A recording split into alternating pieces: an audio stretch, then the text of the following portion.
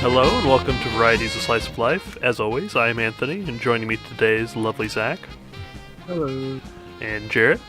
Salutations, Internet.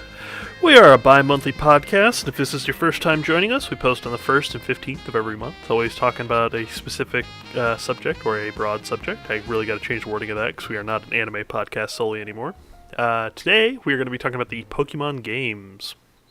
Oh, I love the Pikmin games. Olimar is like my favorite character. Oh God, No, not that.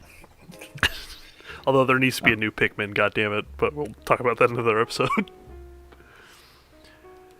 Yeah, Pokemon is a huge franchise. Also, welcome back from the Shadow Realm, Jared. I forgot to mention that.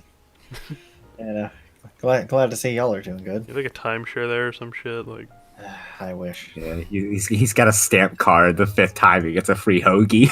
dude, nice. I mean, somehow I keep ending up deeper in, at least I think, but I at least keep getting out relatively faster once I get to a certain point. Hey, next time you go, we can record another episode there, you know. We'll just gotta bring I'd like a rather tarp not. to put down beforehand. I'd really rather not. I don't know what's in there, but it's not happy with me again. So yeah, Pokemon games have been they've been around for 23, 24 years. They've been quite a bit. See if we go off the original games. Do you want Japanese or American? 'Cause I have both. all three. So for the first game, or the first set of games, came out 1990. It's a good year. 1990 what? 1996 for Japan, 1998 for America. Oh, and then I was born in between that, so look at me, I'm a big boy. I mean, it was, Pocket Monsters is huge in Japan, and then they brought it over to America. It did really well, if I remember correctly. Mm-hmm. Like, it was pretty much the whole I mean, Pokemon to a degree is the whole reason for a lot of features on most Nintendo consoles. Yeah. Like That's also why we have the anime. Yeah. Wait, now did the anime? Anime came after the game. That's right. Yeah, it was like I know it's a very small time frame between when the anime started and when the game came out. But I think it was the game, and then like immediately after, very soon after, it was the anime. And then Pikachu got real big, and they're like, "Hey, how about re-release that one game, but put Pikachu in it?" I'm like, okay. Yeah, because Pokemon Yellow didn't come out for Japan until 1998, so a good 2 years after. I think the anime came Actually, out in 1997, if I remember from the last episode. Wait, which one? The anime. Yeah, I think 97's about right.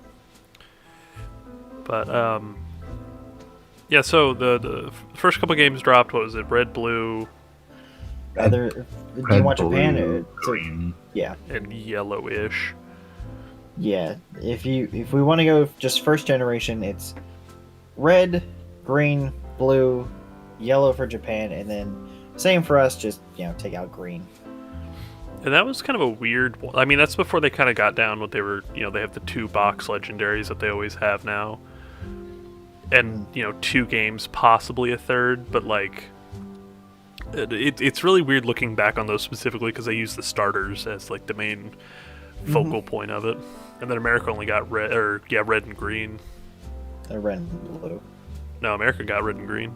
No, it was red. It was red and blue for the original. It was red and green for for the remakes. yeah, the remake. for the remakes. Yeah. You're right. Which is even weirder, but Yeah. whatever. I've only ever played the remakes. I've never actually played the original, mainly because I don't like older graphics like that personally. Yeah, it's so dated. Like, it's not. It is. But I had to say I do have fond memories of playing the originals because me and my brother both had the original Game Boy, and then we also had Game Boy Colors. So I remember playing blue and yellow. My brother would play red a lot, and I was a kid at the time, so I didn't fully know what I was doing. I just got the Pokemon that I kind of liked and kind of went through the game. Never went through the Elite Four or anything. I think I get like most of the way through. Like, So I was like young. You just when like I played. I was, wandered 5. around and then. I was like 5 playing this. I didn't know what I was doing. This was before I really got into video games. Like, it was just like, oh yeah, it's a good thing to pass the time. And So let's ask the pressing question: which starter did you guys pick? I'm fucking Squirrel Squad for life over here. I mean, I never really played a Gen 1 game. I emulated Yellow like a long time ago. I didn't play a whole lot of it though. But when it comes to Gen 1 starters, it's a hard choice because I don't really like any of them. They're all like really boring. Like I guess I don't know. I guess Squirtle's cool. Hell yeah. Like, Blastoise is I would say I was awesome. very solidly Squirtle. My backup was always Bulbasaur though. Nice. I like Squirtle the most, but I chose in X and Y. I chose Charmander just because he was the only one. Because I had Y and Charizard Y was actually really good. Yeah. Even though Charizard X looks way fucking cooler, but I don't know. I think Charizard X is a little bit over-designed. I like Charizard Y because he's a wyvern instead of a dragon. True. I just like the color swap from that game, but So I do have to say I know you guys never played it, but I did like because Pokemon Yellow came after by a good amount. The graphical updates, as good as they could be, were very good for Yellow because there was a lot more color.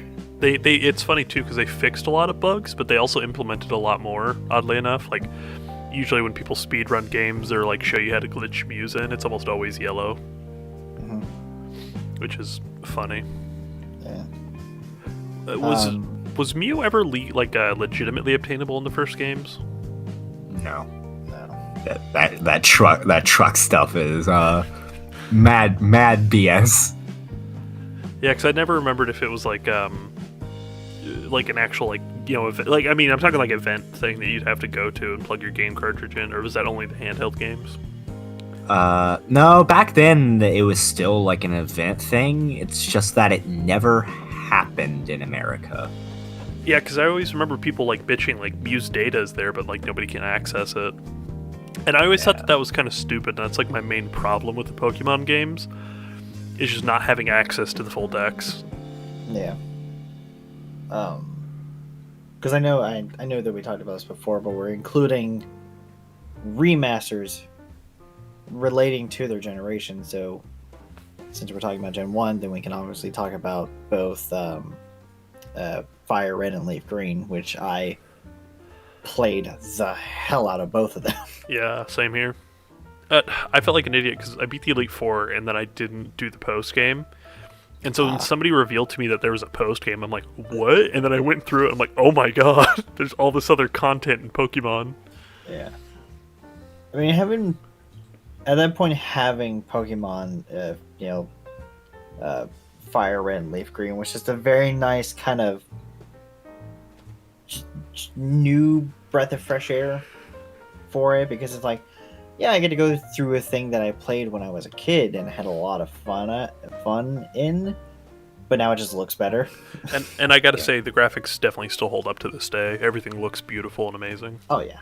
Yeah, it definitely looks a lot. Like I never played Fire Red and Leaf Green because just in general I'm not interested in Gen 1, but like I like at least they there's more than like 5 menu sprites for Pokemon.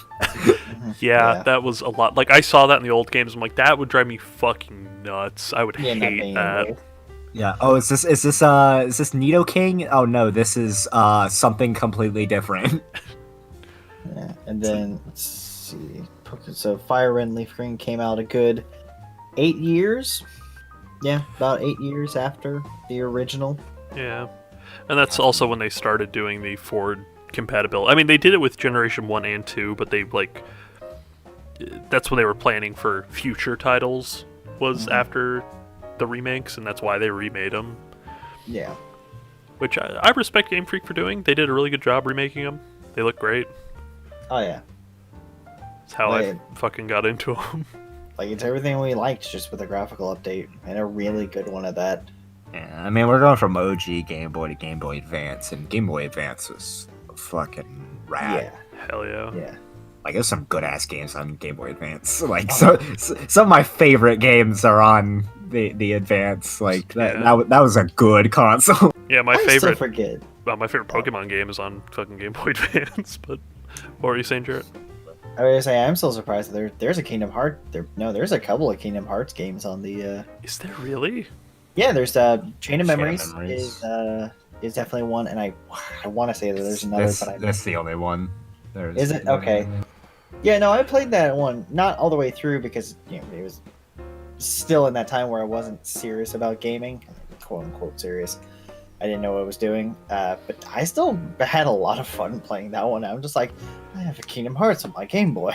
It's amazing. And I like how Pokemon is pretty much responsible for all, like, weird features that are on all the Nintendo handhelds. Like, being able to connect to another Game Boy is pretty much only for Pokemon. Like, there's a handful of games that did that, but Pokemon was the reason they implemented it. I mean, the DS having a Game Boy cartridge slot on the bottom of it was for that alone. Yeah. I mean, I don't think they. I mean, honestly, the Game Boy Link key was made for Pokemon, but I don't think the advanced slot was made just for Mystery Dungeon. No, not for Mystery Dungeon. I'm saying, like, bringing the games forward. On top of that, though, I did forget that Mystery Dungeon was also on the Because I mean, DS. the original Game Boy Advance you could still slot in the old Game Boy stuff in them. Couldn't do that with the DS, but you can still slot in, like the big square ones from the original. And still plug them into your Game Boy Advance. I think both the versions that they had for that one, both the kind of more rectangular handheld and then the smaller, is it SP? Is it SP? Yeah. And then, I had oh, go ahead. Thing. I know that's. I was just gonna say they have the Virtual Console stuff now too on the DS, where you can play the first 2 generations and like the old shitty graphics.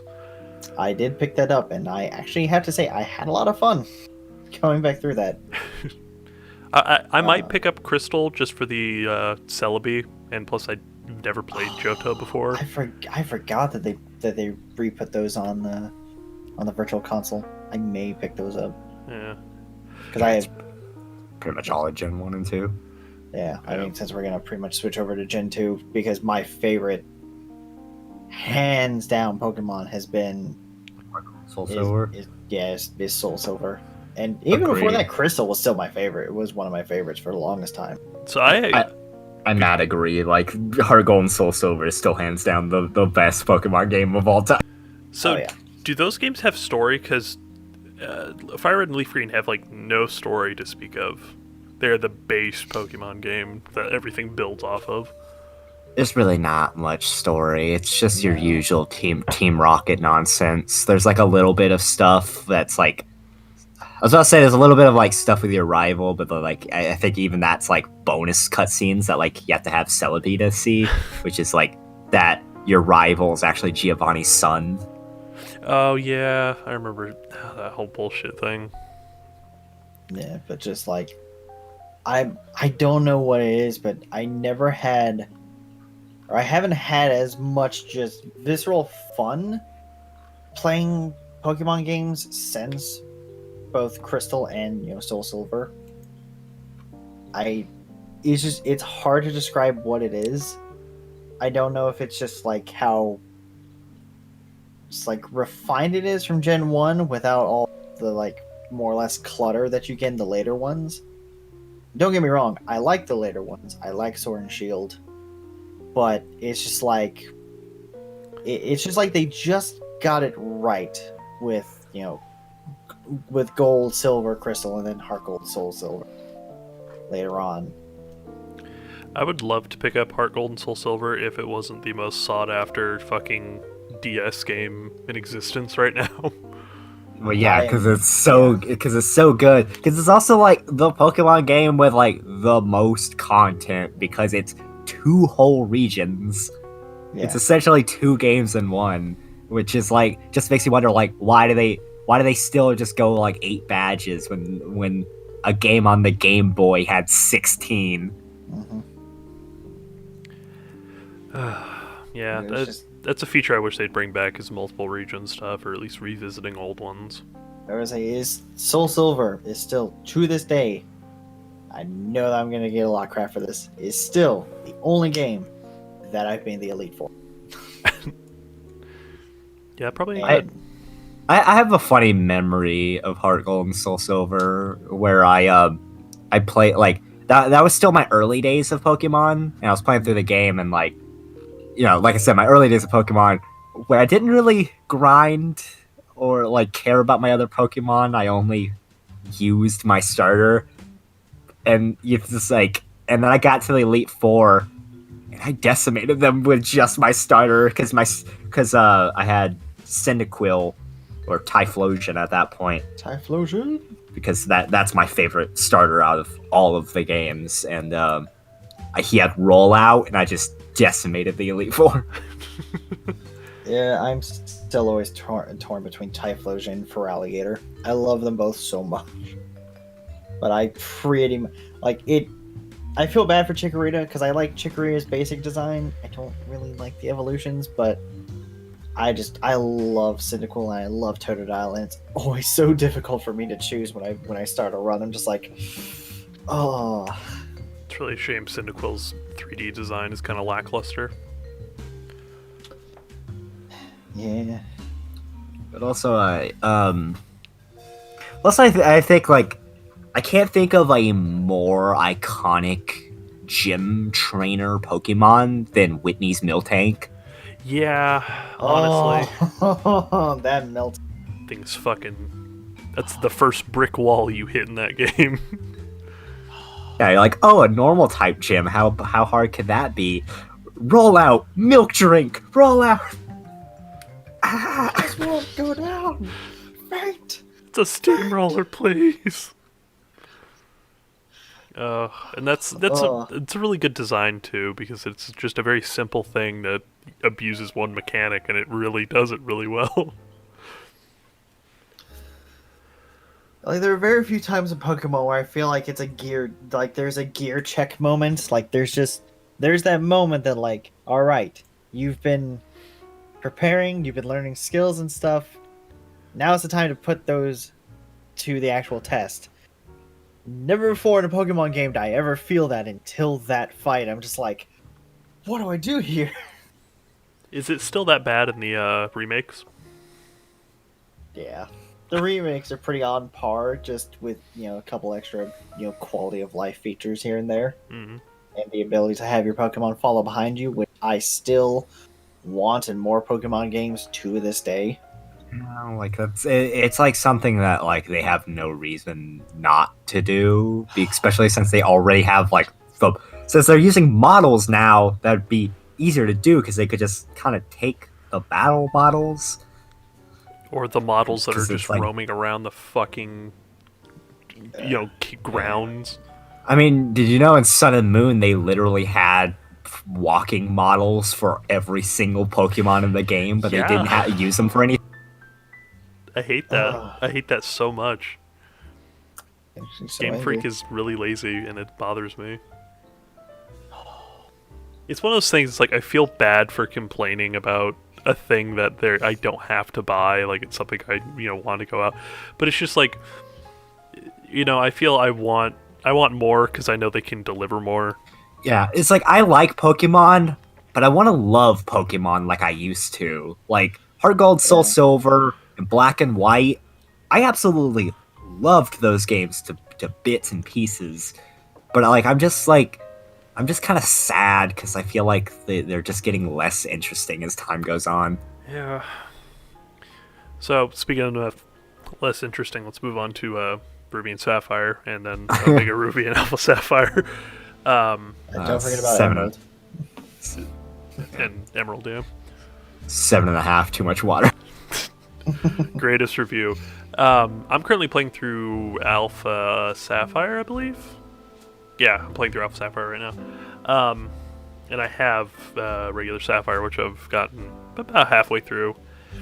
That game's not bad. It's just there's not a lot of interesting stuff going on so far. Like, I remember in the original game there's not a whole... Like, that's when they kind of introduced a bit more plot, and, like, some stuff is going on where characters actually have motivation other than, I'm a bad guy. I mean, I like the group just because there's two villain groups, and then like they're opposed. Like they essentially have exact opposite motivations, so they're like at it. So like they're rivals. So essentially they're against each other. Which game you had is the one that you face. Yeah. But I mean, like, their motivations are dumb, though, is the only problem. Yeah, it's like, I want more water. I want more land. It's like, fuck off. You're both stupid. I'm always a little sad that I never fully could get into Gen 3 and like Ruby and Sapphire. Like I feel like there was something good there, but like that, I don't know, that generation of just the Pokemon, I just couldn't get behind them. It's funny because that's the generation that has like my most amount of favorite Pokemon. It's like I'm really attached to Gen 3 despite me not really liking those games a lot.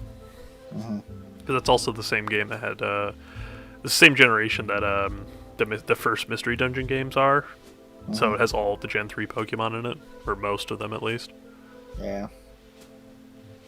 I mean, there are ones I like, but it's just like, I don't know, I guess it's just a lot of the ones you run at the beginning, just like, the starters are okay. 3 is not my favorite for the starters. Is that the one that had Chikorita? Yeah, Trico and Mudkip. Oh, yeah. Trico, Mudkip, and Torchic. Or Torchic, I'm sorry. Oh, yeah, Torchic.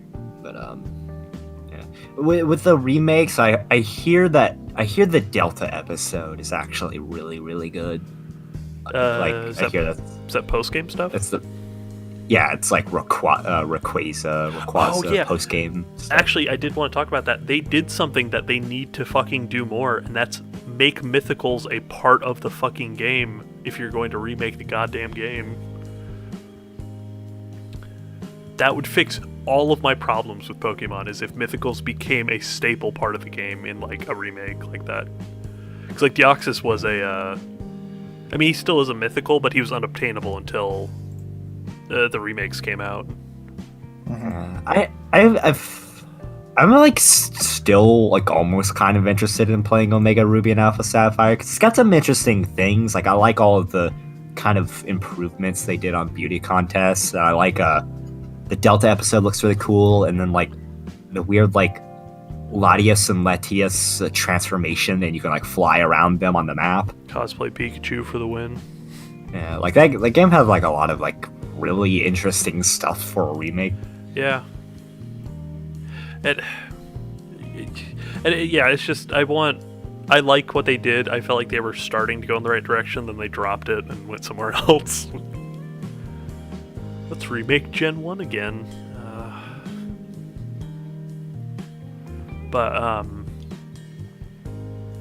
So yeah, I get, aside from the fucking badass Delta mission where you fucking ride Mega Evolved Rayquaza into the stars. It's badass, but Also, I have to say that Marshtomp is still like one of the best starters just because of his type matchup. But also, I love his Mega Evolution because he becomes like a beefer, because his like front arms just become like just gigantic. Like, yeah, he's probably the coolest out of the 3 Mega Evolutions that pop up for that. Yeah, that was a weird thing because in X and Y, they had Mega Torchic. Like that was like they only had Mega Torchic, and I guess that was their way of hinting at the fact that they were making a remake. Is then in the remake they gave a Mega Evolution to the other. Interesting. Yeah, because they kind of gave them out to like a lot of random Pokemon. Like, I mean, some definitely felt like they needed the type, differences and whatnot. Mega Gardevoir fucking looks amazing in giant ball gown, but it's besides the point. You want to go into Gen 4? Yeah, what was Gen 4? It's Diamond, Pearl, and Platinum. Diamond, Pearl, and Platinum, and it's the beginning of the DS era. Yes. My favorite era. Somebody pointed out it's like when the DS wireless finally goes down, it's gonna like the Pokemon games are gonna be divided into like 3 major groups, where it's like DS games and before, the 3DS games are their own group, and then everything after that. But I thought that was kind of interesting because like everything up to this point has been you could trade it between games physically. You didn't need any like you could do wireless stuff, but you didn't need any hardware that wasn't already built in. Yeah. I don't know when 3DS wireless is going down, but DS wireless has been gone for a long time. Somebody said 3 years is what they're predicting. Because that's about when the next generation is going to come out, and that's when they're thinking they're going to drop the 3DS stuff. So get your shit moved forward, people. I don't. I was just like it would still work. Like you can't transfer up from wireless anyway. You have to do it local, I think, and local still works. No, I'm saying like because to get stuff to any of the 3DS games would be difficult because the 3DS games have to use Pokemon Home or Bank. So with Gen 4, preferred starters? Piplup. Piplup. Yeah, Piplup. Damn right. Water. Like I don't know. I'm not like the grass one is all right, and fucking Tepig. It's not. That's not. Not Tepig. Ignore me. No, It's the Turtwig. Chimchar. Oh, Chimchar. You're right. Chimchar. Yeah, I hate Chimchar. I just hate Chimchar's design. It's not my least favorite, starter. It's my second least favorite, but it kind of almost feels like not a Pokemon, but like something else. Plus, he's one of the million firefighting types. Yeah. Have you seen that whole thing where it's like they're going to be like going with the zodiac signs or whatever? Or not the zodiacs, the Chinese New Year animals? Yeah. That'd be cool. Well, they've been going with it, and Sword and Shield even continued on with that trend of being a rabbit. So, yeah. That was like Year of the Rat was the last one. I don't know.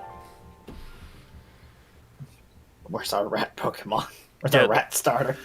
Diamond and Pearl are kind of boring. Like, I don't remember anything about them. Same. Not a whole lot of story. Funny because I played through Pearl. Like, I played through Pearl a lot. I mean, this one had quite a bit of story, and this one had what team is this one? Team Galactic. It is Team Galactic. Wait, no. Yes, Team Galactic. Yeah. This one had Team Galactic, and this was like when they started doing a little bit more story stuff. And they talked about the lakes and the lake spirits and whatnot, which was all right. Except for some reason, if you have Diamond, you have a roaming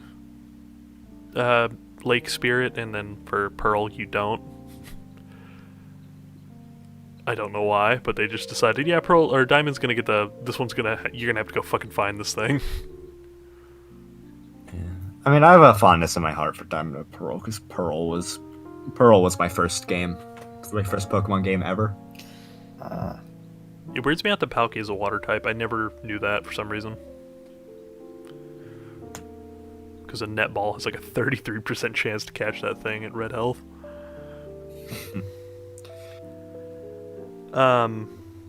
Actually, I do want to talk about the mechanics a bit, like from the first two games up until now, because they changed quite a bit of stuff, like going from AVs to EVs. And the physical special split. Yeah.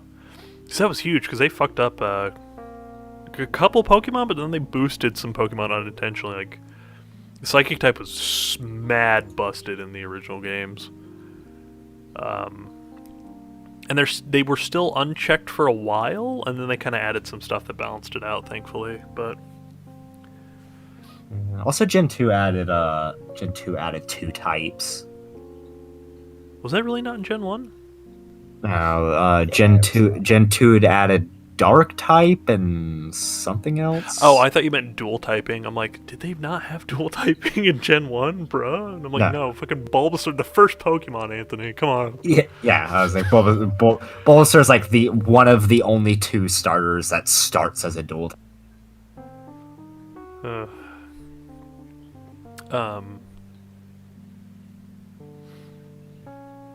Yeah, so it's I like the mechanics that they have now, that they have in place now. I feel like they need to be changed a bit more, and I'd like another typing, but I don't know how they'd implement that. Like fairy felt pretty decent. It was a little weird when they added it at first, but like Mhm.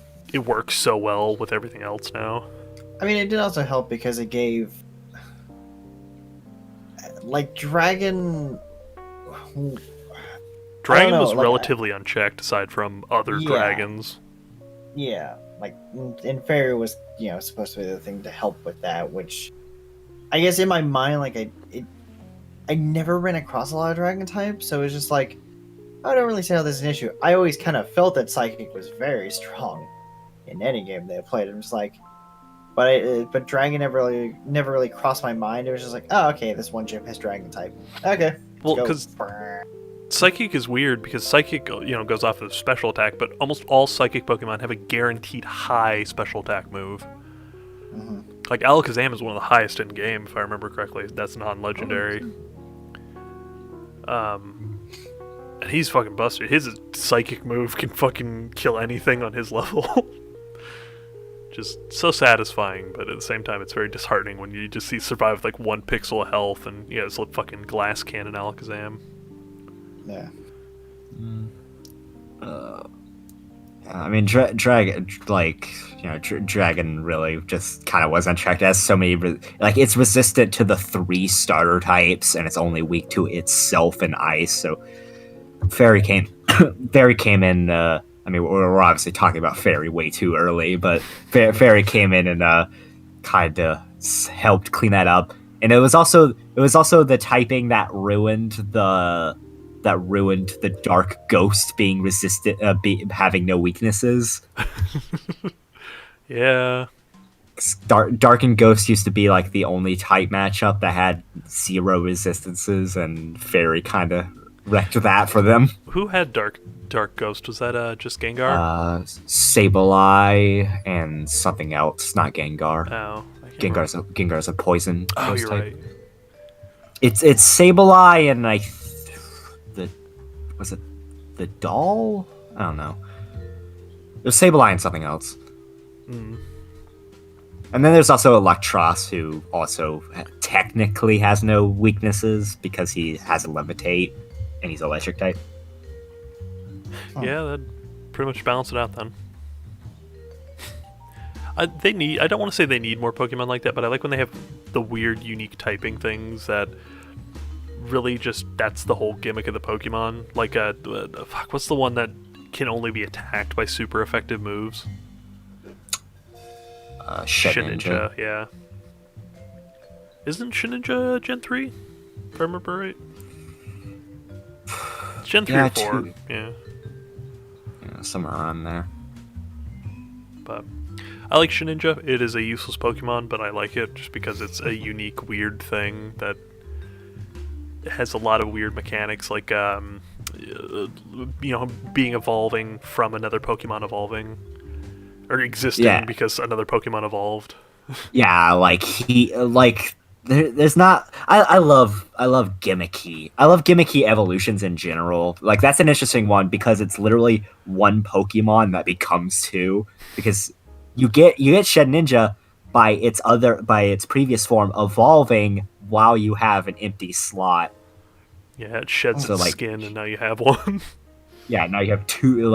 It's like your one Pokemon split into 2. And then it also has 1 health, and you just gotta hack it in with some sturdy, and then you're set. That's my favorite thing, is just that one, you just give that one Pokemon that one ability, and it becomes immortal. And you pray to God your opponent doesn't have any Pokemon with Mold Breaker. Yeah. Shit, you're right, because one Mold Breaker Pokemon will wreck that whole strategy. I forgot that Mold Breaker just straight up counters that. Yeah. Well, Mold Breaker counters some really gimmicky stuff. Is it Generation 2? No. It was Generation 5. We'll get to that. Never mind. So yeah, Diamond and Pearl. I haven't really played through it. I'm starting to play through Pearl, but I like Diamond and Pearl. I think Diamond and Pearl is the not the best games. Like I like Diamond and Pearl for like nostalgia's sake because it's like my first Pokemon game. But I think it's like I feel like in the place of Pokemon games, it did the most because not only is it the start of the DS era, which is the best era in my opinion, but it was also like it also like focused instead of focusing more on the future, it focused a lot on the past as well. Like it introduced a lot of pre-evolutions, which was an interesting thing that they haven't done since. Yeah, because that's how we ended up with. Was that the generation that we ended up with, like Kid and Had all the baby Pokemon. Yeah, we had like we got like Pichu, Elekid. I think like Magmortar and Magmar Jinx and got one. Jinx. Yeah. Yeah. And then with baby evolutions. what else? The Chansey also got one. Yeah. Munchlax, Mon Junior. Like we got some. Like I loved the baby Pokemon. They're useless, but I like them contextually. Yes. Like I like these. They have something to start from. It's not just like, oh man, hey, it's this one Pokemon that like, man, when's that thing gotta like? Does it just come out like that? Is it just is it that big from the start? And then this is also another problem that like come up like with the baby Pokemon. Oh, man, because Pichu is introduced in Gen 2. No, I think it's in. No, because Spiky or Pichu. I thought he was in. The whole event was Celebi. If you had a Celebi and you went up to the shrine, a Spiky or Pichu would come out. Yeah, but that was also in Heart Gold, Soul Silver, so it might have been a Heart Gold, Soul Silver, and not a Golden. Oh, I just remember me wanting to bitch because you can't transfer that one or the cosplay Pikachu forward, and they're locked in that game. Which I get, you'd have to make a lot of models and shit, but like you have stuff like Ash Greninja that can be transferred forward. So why not? But yeah. Plus, Diamond Pearl had contests again. They had Poffins, which was awesome. Like Poffin making was such a fun mechanic. And like, if they can't give us like Pokemon following you all the time, then at least give us the parks like in Diamond and Pearl. Actually, it seems Pichu was in Gen 2. Yeah. But Diamond and Pearl had parks where you could have the baby Pokemon follow you around. I was like, if they can't give us like Pokemon following us all the time, then just give us that at least. It's really weird the features that they remove for seemingly no reason. Yeah. No. Especially when they recycle fucking assets and then they don't use the assets that that they've already recycled. Yeah. I still just want, my Pokemon anime journey. I want my Pokemon to be able to travel with me. I don't think that's too much to ask for. I want them outside the ball, damn it. And it's honestly not, and then they even capitalize upon that with like the Let's Go games. Because they're like, hey, look, we could do this. We're not going to, though. Yeah. Because like, there's something about just the scale differences, seeing Pokemon follow behind you, because like, you go from something as tiny as like a little Pichu to where you barely see it to like an Onix that's just like hovering behind you. Like one of my favorite ones is just to have like the Arbok behind me, because it was always like semi like curled, so it's just like it's moving forward and just shuffling while it's curled. There's it's like as you're just running. So then after what generation? It was 4, right? That was 4, yes. So also, we should hopefully be getting a remake of these games soon. Diamond and Pearl? Yeah. Interesting. I mean, they're next on the chopping block, quote unquote. Yeah, definitely. Sun and Moon like really heavily teased at Gen 4 remakes as well. Sun and Moon teased a lot of shit that they didn't deliver on. Gen 5 brings us up to Black and White and Black and White 2. Yes. In Zach's opinion, the best games. Yes. I mean, yeah, fucking fucking love these games. Like they, I think visually, like these are definitely the most visual, like like aesthetically pleasing of all the games. Like Black and White like pushed the DS to its limits and made this game look dope as shit. Yeah, there's a lot. I've seen a lot of stuff in Black and White and Black and White 2, and there's a lot of just visually impressive stuff. Like the almost everything that has to do with N is really good and interesting. This is another one of those generations I'm a little sad. I just couldn't get into it. I didn't, because this is about the time where I was like, I just did not care about Pokemon. I was a little bit that, but like, well, I'm upset because my experience prior to about 2 months ago was I only played Fire Red and Leaf Green, and I didn't play anything until Sword and Shield came out. So I have not been exposed to a decent Pokemon story until I played Sun and Moon. And I'm like, okay, they actually have story and character development, and I actually care about these fucking characters with me now. Mm-hmm. Yeah, like, yeah, it was like, you know, Ruby and Sapphire is when the game started to actually try and have a story. Diamond and Pearl, like, went a little bit further with it, but didn't really do much. But then, like, Black and White's definitely when they realized, like, oh yeah, we can have a good story in a Pokemon game. We don't have to just have Pokemon, we can have good stuff, too. Yeah, like, just, like, you know, just Team Plasma is really interesting, and just N's a really interesting character. Also, I really like, it's really interesting how the game, like, the characters look, because in, like Gen 4 kind of went with the previous, like, stubby, kind of short characters, but Gen 5 decided to make the characters, like, tall and, like, lanky. Yeah. Well, it is a lot more of a different design, and it looks a lot better, honestly. Yeah. So, real quick, Jarrett, so this character N, what do you think his name is? His real name?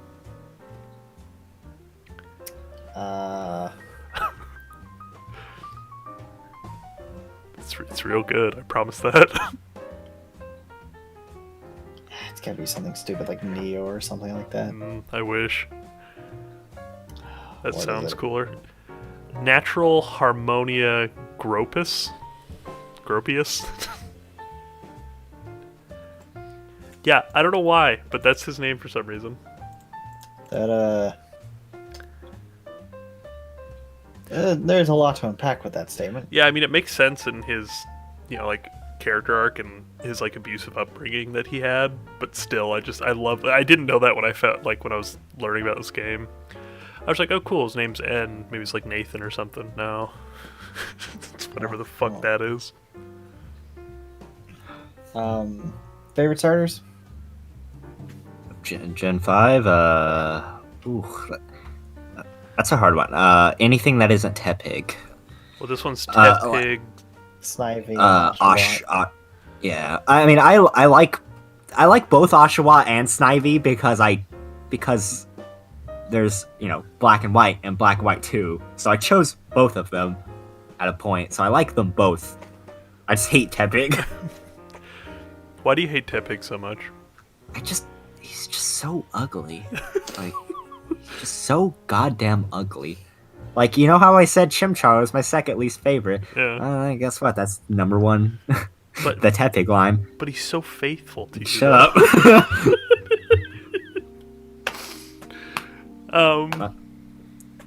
We're not talking about Tepig. Let's just say there's a sequel to that. Anyways, And now we're flagged. Also, he's another firefighting type. Yeah, they really need to stop with that. I like that. That was the point where people were realizing, okay, Game Freak, you need to stop with the firefighting type. And then they came out with the Fire Fairy. And they're like, haha, JK, we're back to firefighting. You're like, you son of a bitch. I mean, they stopped off for a Fire Psychic. Oh, Fire Psychic. I thought it was Fairy. My bad. No, it was a Fire Psychic. So Zach, you've played both Black and White and Black 2 and White 2, right? Yeah. What is the difference between the games? It is not. It is not a. I'll tell you right now. It is not an Ultra Sun, Ultra Moon thing. It's not like a kind of like slightly upgraded remake. It is a straight up actual sequel. Like it is the same region, and you're mostly going through the same towns and stuff. There are new like the path kind of varies a bit. There are some different towns, but it is a straight up actual sequel. Like you meet the characters from the previous game, and like they're older now. And then, one of my favorite things, and one of the reasons why this game stuck with me so well is they had a thing where you could when you started Black and White 2, you had the option to transfer over your data from Black and White 1, and it would then like take over some of that data. So essentially your character from the previous game would be like referred to a lot by name. And then like other things that like varied, like your rivals starters would also, carry over. That's so cool. Like why didn't they do that again? Because it felt so good, because I would just meet random characters and then they would talk to me about like my character from the first game and like how good her journey was. I was like, man, it's so cool. It's like I'm following in the footsteps of a character of myself from a previous game. I was like, I want any game to do that. I want any game to make me feel that again.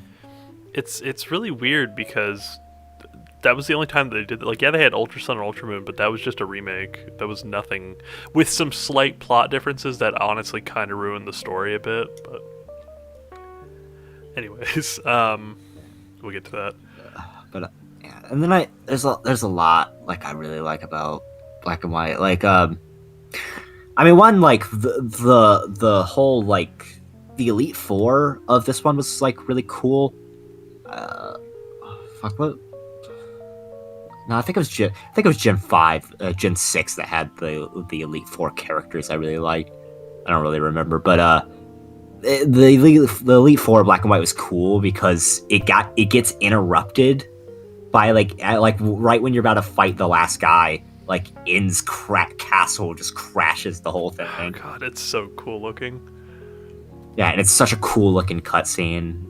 And then it was cool because in Black and White 2, the champion was changed to Iris, who in Black and White 1, Iris was one of the 2 dragon gym leaders, because there was like the dragon gym leader was different based on what game you were playing. Huh. It's interesting.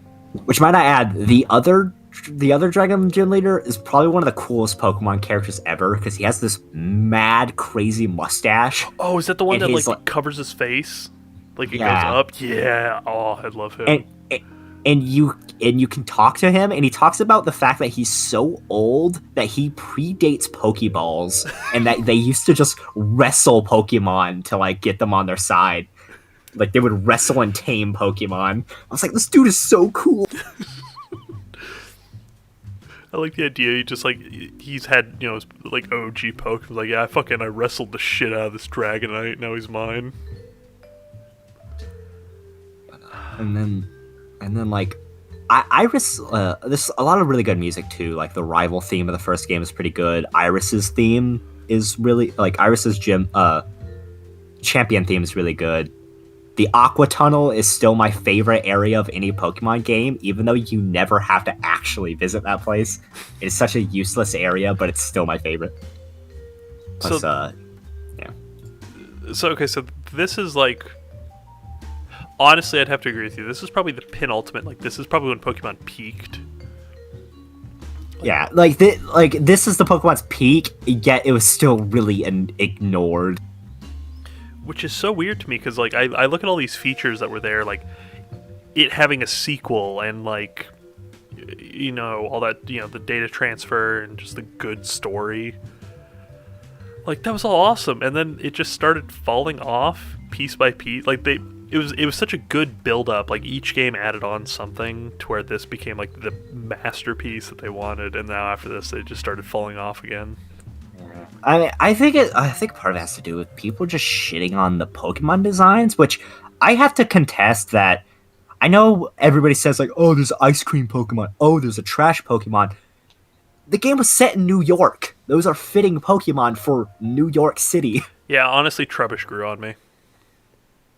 Yeah, like I love Trubbish. Like I say this all the time. I was like, the only reason why I feel like the contest with it, people not liking newer Pokemon designs is they're getting a little bit over designed. Like Gen 1 was like, they were very simplistic, but they were also really boring. Like it was like rock with arms, bird with 2 heads, bird with 3 heads, three magnets, like was it mole, 3 moles.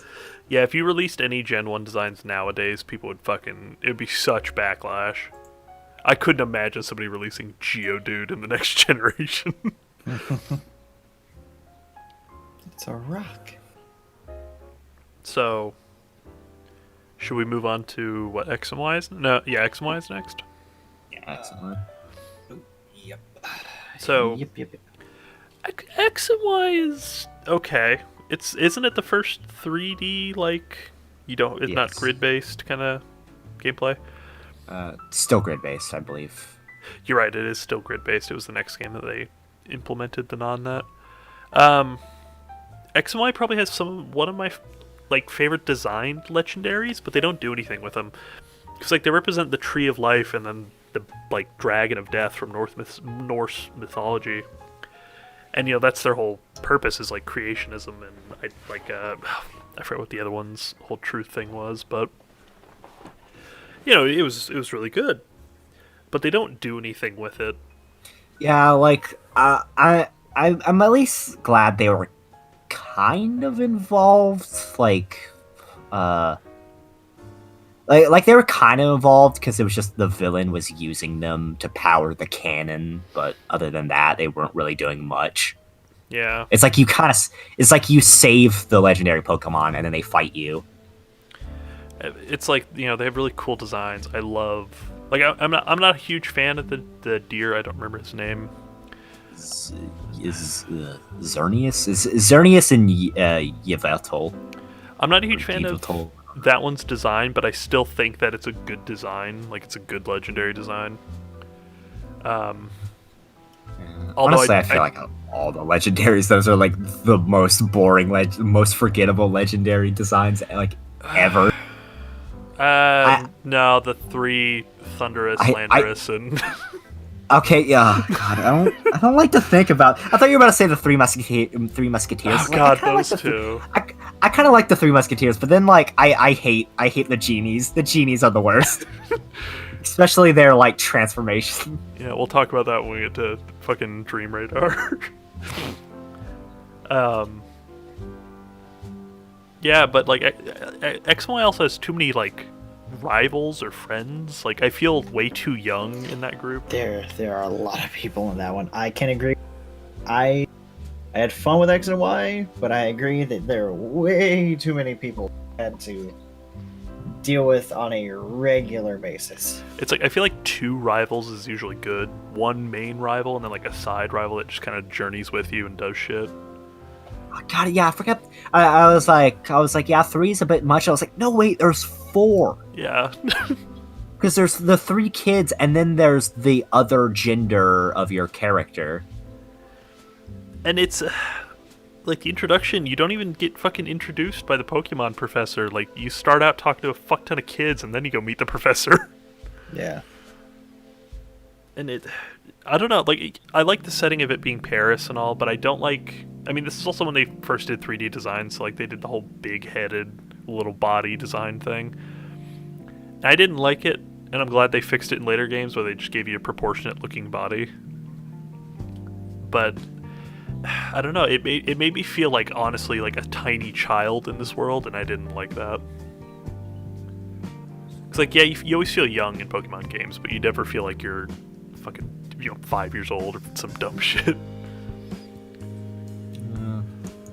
And I have kind of like good and bad, like kind of there's like I said, X and Y is definitely where the decline started, and I have good X and Y has a lot of good things. It also has like kind of like it's when Pokemon started to get too easy. Like X and Y is so ridiculously easy. Yeah, because that's the first game that introduced the EXP share that's a key item that works for all of your Pokemon instead of just a hold item that works for one. And they give it to you at the beginning of the game. Yeah, like you don't have to earn it by catching 30 Pokemon or whatever, like in every other game. Yeah, and also you get 2 starter Pokemon in this game. Yeah, and I think isn't this one of the first games where your rival picks the starter that's weak to you? The second one does. Because you have the one who's your main rival, and then you have the oh, that's right. You all choose because there's too many fucking rivals. Yeah, and then, but was it? Black and White did that too, because Bianca chose the Pokemon that was weak to you because the other guy chose the one that's better. Yeah. So I played a bit of X and Y so far. I'm not a huge fan, mainly because I'm somewhat going backwards, where I've played through Sun and Moon, Alpha Sapphire, and Ruby, and now I'm going to X and Y. So it's like the first. Isn't this the first 3DS title? Yes. So goodbye 2D graphics, sadly. Sorry, 2.5D graphics, because they have the cool ass water effects in some of the older games. Time for 1D Pokemon. Oh shit, he sent out a line. I don't know what type that is. It's a dot line type. But I like X and I like, besides how easy X and Y is, I like some things by X and Y. Like one, I like Lumio City is amazing. I love how big it is. Like, it's so big, and I love how it's like the centerpiece of the whole region, where like a lot of the routes wrap back into Lumio City. Yeah. So you always end up.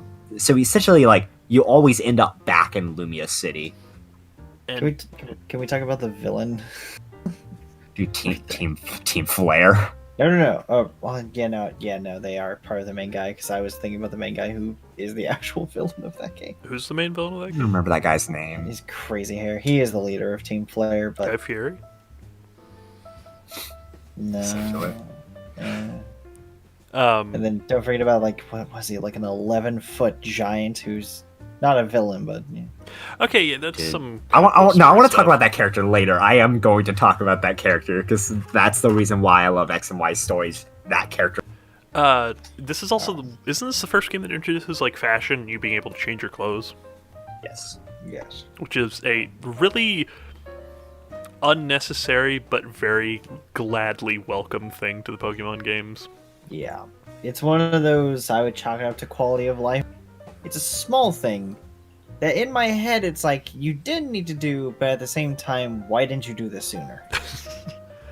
I mean, I could kind of get why. It's like the first 3D game. You get actual 3D model. You can edit it now. Because like pixels, you wouldn't really be able to tell that much unless you were like in battle. Yeah. But this looks a lot better. Let's talk about the story, though. I want to hear Zach's opinion on this whole thing. Because I know the basics of the story.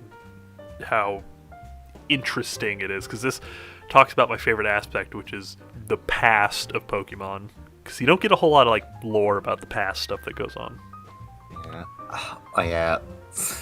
I honestly kind of forget about that. Is that another gripe with X and Y though is it's very like auto-filleting itself about like Gen 1. Oh? It's like, oh, remember, it's like essentially like jerking itself. It's like, oh, remember Gen 1. It was like, oh, here's a Gen 1 starter, but they can turn Mega Pokemon now. Charizard has 2 of them. Oh, here's Mewtwo. He also has 2 of them. That was a weird mechanic that they really didn't capitalize anything upon. Yeah. Yeah. Like I just, because like they were like really in their own ass about Gen 1 and Gen 6 for some reason. But mostly, because I don't know, it might have been some sort of anniversary or something, but it was also them adding a new type. Oh fuck, Mewtwo is in Gen 6 again, isn't he?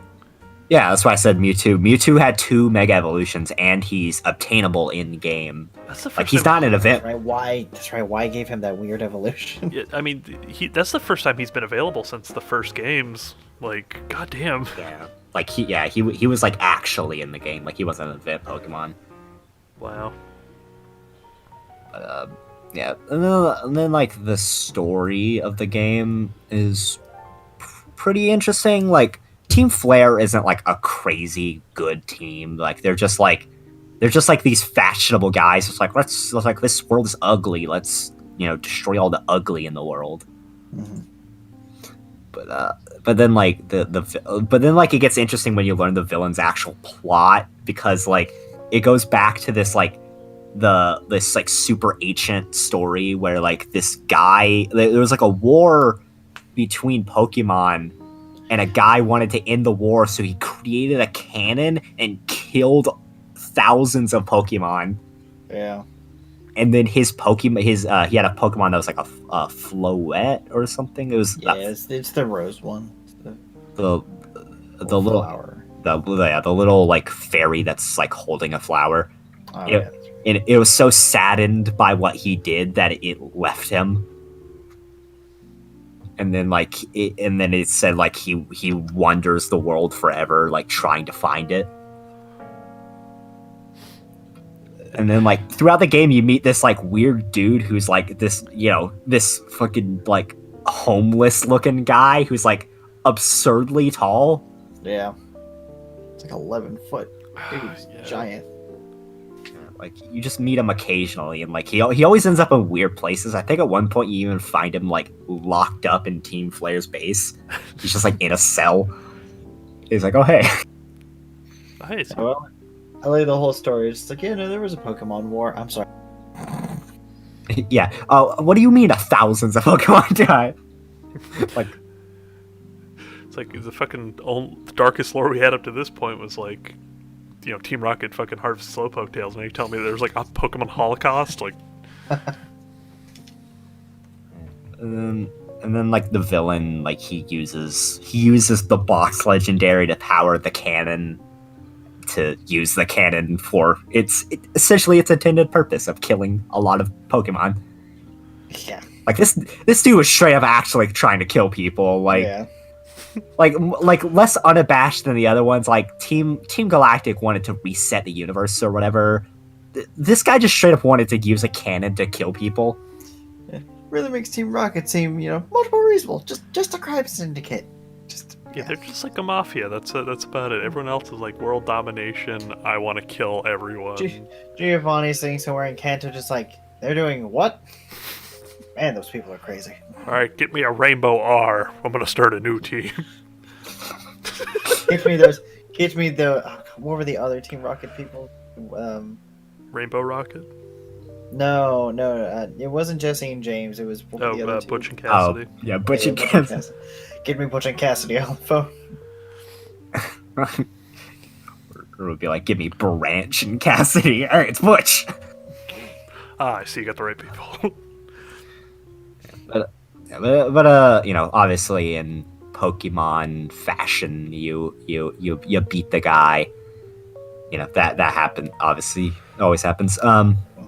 Also, one thing I do like, I really liked that one of the Elite Four people was actually one of the villains as well. Like she was actually helping the villain group, but then she kind of like stops at a point and is like, yeah, I'm just going back to my Elite Four business. That's really fucking cool, actually. What the hell? Why don't they do that more? Yeah.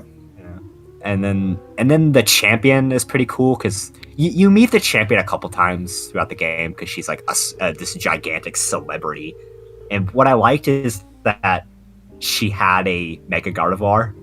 Nice. Like that was like her ringer. It was like at the end of the fight she brought in the Mega Gardevoir. I'm sad because Gardevoir is almost competitive worthy, like almost. Its special defense stat fucking ruins it for her.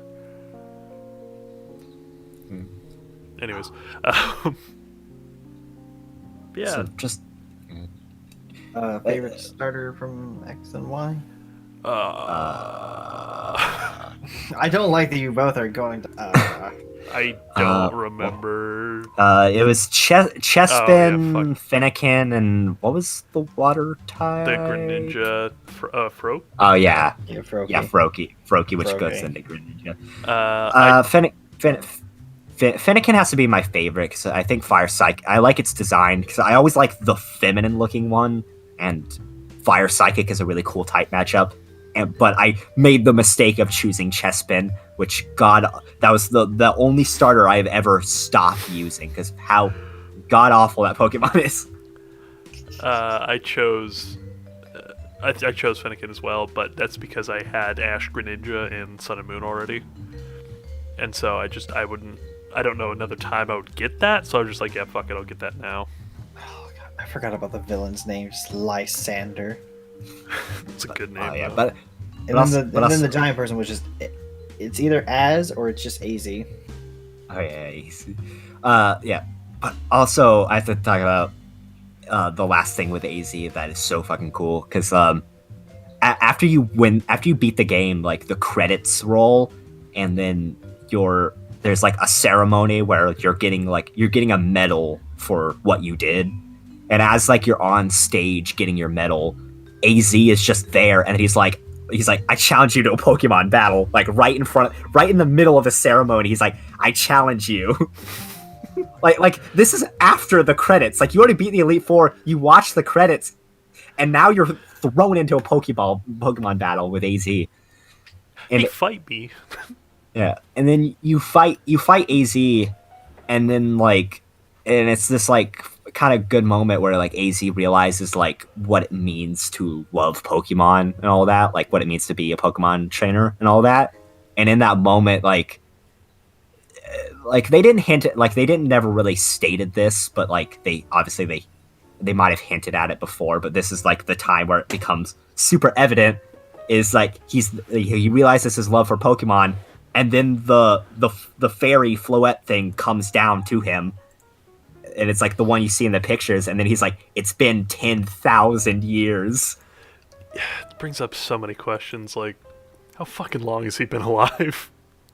Yeah, this dude is like ancient, which I have to say I love the meme of the meme caption of that, where they just replace the Pokemon with like an image, and then it's just like it's been a 5,000 or 10,000 years, and that's just a great meme template.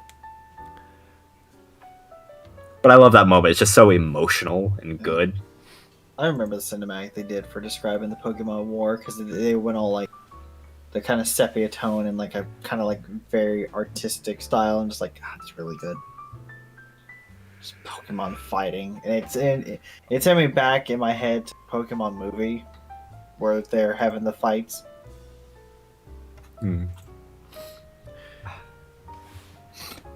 But yeah, AZ is cool because they never actually explain how he works. He just works.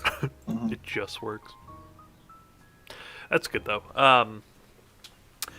So should we move on to what, Sun? Sun and Moon. It is Sun and Moon, an old Ultra Sun, Ultra Moon. Yep. Seventh is Sun and Moon. These are the two games that I've just finished. They're two games I've never played. They're very interesting, and this is when I really realized, holy shit, Pokemon can actually tell a good story. It wasn't the greatest story in the world, but I mean, it was like, cool, there's something I can do and look forward to aside from like, oh, what can I catch? But like, holy shit, I love almost all the rivals. Well, not rivals, I guess companions, because Lily doesn't fight you at any point during the game. Which I really love, because you kind of go on a journey with her, and that's kind of a cool thing. Nebby, get in the bag. Nebby, get in the fucking bag. You get introduced to a legendary Pokemon, like, right away. It's really weird, and nobody questions it. It's like, oh yeah, that's just Nebby. He's fine. I thought you were talking about Tapu Koko because they also do that. Yeah, you're right. You get introduced to the island. They introduced a lot of legendaries in that game. Because Tapu Koko gives you like the one thing. Yeah, the Z move bracelet. But yeah, this was actually a really interesting story. I liked the new forms that they introduced with the Alolan forms, because that was a really cool concept. Alolan Duck Trio though. It's like that mane. I mean, I love some of the Alolan things just because they were so memey. Like the Executor was just a palm. So dumb. Or the Persian that's just got the fat fucking face. Oh, it's so good. But like, everything's really interesting. It felt really cool. I liked I'm kind of sad they didn't have gyms, but I do like what they supplemented it with. Like the trials were kind of cool, despite them not having a whole lot to them. Yeah, I liked them because like they're all just like kind of their own thing. That was pretty fun. Like I liked the one where you had to like watch the dance and then you had to figure out like what changed or whatever. And then there's just like one where there's just like a random hiker just like posing in the picture all of a sudden. Yeah, it's so good. And the scenery was really nice. I liked, traveling to each island. It felt very busy, it felt very unnecessarily busy. Like there was a lot of city and stuff that you just never go to, or you never have to go to, I should say. And then in the original, they had the bullshit Zygarde cube quest that nobody liked, so they took it out in the Ultra version. I didn't know they took that out. Yeah, they just give you Zygarde in the Ultra version. Yeah, looking for those cells were really dumb. Yeah, I got a 10% and a 50%, and then I stopped because I'm like, I'm not doing 100%. And then I go to the next game, they're like, here's 100% Zygarde, have fun, bye. So the plot is really weird because the plot kind of hints at some stuff for the original game, but they ruin it with the remake. Because like, Lily's mom is obsessed with these Ultra Beasts, and she's obsessed over one particular one. And if you look at how Lily dresses, she's dressed almost like mirrored of of the Ultra Beast that her mom's like really fascinated with. Like down to her hair, the giant hat, and all that shit. And it's like, she has a line at some point, she's like, oh yeah, my mom always dresses me. And so you're like, oh fuck, that's some good context clues. But then in the remake, they're just like, yeah, no, she's fascinated with all Ultra Beasts, not just that one. And it's like, they emphasize that it's not just that one anymore, and that it's all of them. And it's like, okay, cool. Why the hell did you dress Lily up like that then? Doesn't make any sense now for you. Or it ruins the sting of it, I should say. Yeah, I feel like it takes a bit from it, but I guess it still kind of stands. Because that reminds me of an interesting theory that arose before Sun and Moon came out that I was kind of keeping a hot finger on, just because I thought it was an interesting one. Because as like trailers and stuff were coming out, Ultra Beasts were being like shown. There was a theory that a lot of the main characters were Ultra Beasts. Because we saw Lily and the jellyfish, and there was like, oh, she might be that Ultra Beast. And then there's her mom and the other one that looks like weird skinny insect thing. Yeah, and then there was Gladius and the mosquito, which so like people are like, people are theorizing that these characters were the Ultra Beasts, which in the end turned out to just not even be close to even being like real. Which like, is a shame. I thought that would have been much more interesting of a story, but whatever. Because I don't know. The Ultra Beasts don't do anything. They're so boring. Like they're not important. They're not like, they don't do anything until post game. It's like, they have like the Ultra Dimension does shit and it moves some plot forward, but Ultra Beasts don't actually have any impact in the main game whatsoever. which is really a shame. Because like Ultra Beasts were such a cool concept, and I love, the whole thing of traveling to the Ultra World and like capturing them. But then nothing comes of that. Like, you get to see alternate dimension in Pokemon where there's like fucking like, oh yeah, the Ultra Beasts have destroyed this dimension, and you're like, holy shit. And then they don't ever capitalize on it again, and they forget about it in the next game. Yeah, and the Ultra Beasts are like interesting, but like the Ultra Beast quest is kind of dumb because there's like so many of them. Like there's like, okay, we need you to catch all of the Ultra Beasts. Catch like 6 of this one. I was like they're not unique. You're just catching like the same one of like multiple of the same one, and then like. I mean, they're kind of interesting because, like, I remember reading something about it where the developer, one of the designers said, like, the whole point of them is that they're, like, invasive species because, like, obviously they don't belong in this world, so they're very destructive and invasive. Which, I get, that's cool, but it's like, at the same time, I wish that they would have done so much more with them. And also, explain to me what the...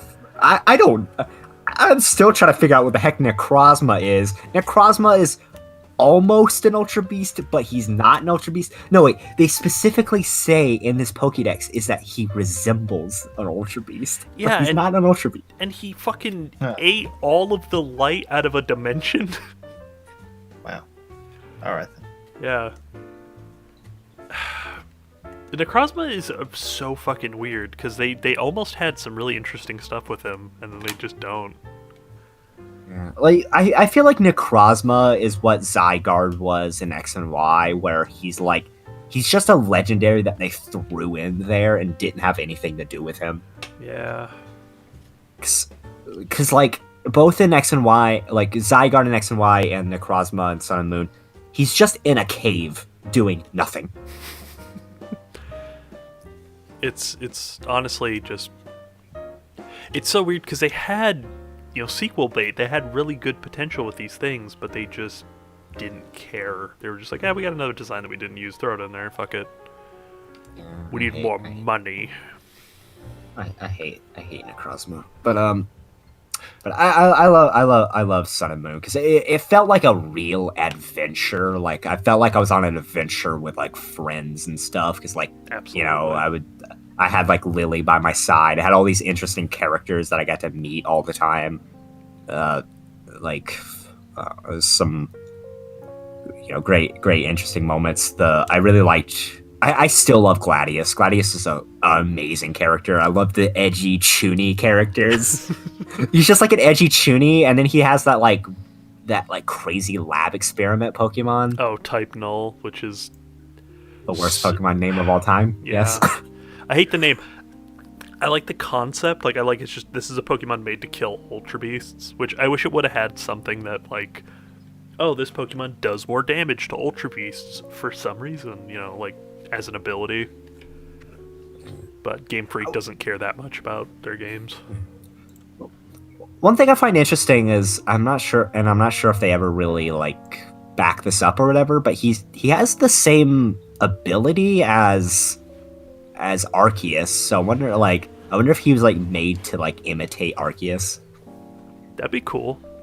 Honestly, like a fake Arceus. And I also hate that they haven't given him like an official legendary status, despite him more or less being a legendary. Yeah, he's like a one-of-a-kind Pokemon, but he's not legendary. Because he has an evolution. Yeah. But I mean, so does fucking Nebby. Yeah, Nebby, and then Manaphy. Which, it's weird, but I'll give it to you, I don't know. I like Nebby's first design. I could care less about the middle one, and then I like that it evolves to the two different ones depending on which games you have. Yeah. Which I'm curious to see how that's going to evolve with more games coming in the future, like if they ever make a third game. I don't know. Also, we haven't talked about it yet. Team Skull. Oh my god, Team Skull, the greatest fucking team ever. Oh, they're always interesting and they're always funny. And they always talk about, they break the fourth wall sometimes, talk about how like they're like grunt A and grunt B and all this shit. And also, one of my favorite lines from any video game ever is from the demo of Sun and Moon, where the first time you meet Team Skull, it's like, "Hey, you flew here or grew here?" Yeah, and then there's like when you go to like the city that they're in, like where you're trying to find Guzma, whatever the fuck his name is, Guzma. And you go to like the Pokemon Center, there's like no power, so they like sing you a rap asking for $10 to turn the power back on to heal your Pokemon. And it was so fucking good. Yeah, I loved that place. Like that base was so cool. Just this like city that that they ruined essentially. Like it's always raining and just like they destroy this entire place and made it their home. Also, bug type leader, that's not something that we've really seen too much of. Like bug doesn't really get any appreciation. And I feel like they really kind of delivered that home with Team Skull and all that, because they stole all the bug Z-move stuff just for him. Yeah, I love that. Like he's just hoarding all of the bug crystals so no one else can have them. Fucking treasure chest full of them. It's so dumb, but I love it. And I mean, people guess this, like, even when the trailers were coming out, people easily guessed this, that Team Skull aren't the real villains, obviously. Like, the whatever Lily's mom's, like, fucking organization is, they're the villains. But, I like Team Skull as, like, as what they add to the story of kind of being pseudo-villains, but then, like, you know, they're not really bad. Like, they're rebellious. Like, all they are is they're rebellious teens that are just, like, you know, fighting to survive, essentially. Like, they're not particularly good at it at all. Like, they're just following their boss out of, like, loyalty because they love him. Yeah. And it's kind of, like, I like the fact that he follows the organization and all that stuff. So, like, in a way, Team Skull follows them. But, like, the moment that he's gone, they're just like, yeah, we don't care anymore. He's not here. And then you got fucking Thicket. Or Thicky, or whatever the fucking Wicket. Best fucking random-ass character that doesn't have any real development whatsoever. Oh god, it's been so long. I forgot that character ever existed, even despite the large amount of porn that happened of her. She was just porn bait. That's the only reason why they made her. Yeah. I don't remember a single thing she did. Yeah, I mean, like, she healed your Pokemon, like, once, but even then, like, Lily could have done that. God. Yeah, I also just love a lot of the NPCs. Like, I love the cop dude, who's just kind of like stationed outside of this city that Team Skull took over. And he's just kind of like doesn't he like refuse to actually do the trial? He's just like, nah. It's like, yeah, I'm the trial leader, but I don't want to do it. It's like, yeah, you gotta go deal with this shit. Have fun. Yeah, and then. Well, also, I was just like, I really like the development with some of like the trial leaders, the Kahunas becoming with the Kahunas and becoming like the things of the Elite Four, like how the cop guy refused to join the Elite Four, he just didn't care, so the Ghost Girl ended up doing it instead. I do hate the fucking golfer chick though. Yeah, she serves, like, she just comes out of nowhere. I remember because I was like, man, who's gonna be the last four of the Kahunas or whatever, and then it's her. I'm like, who the fuck is this? And then also I like what's her name? Hapu.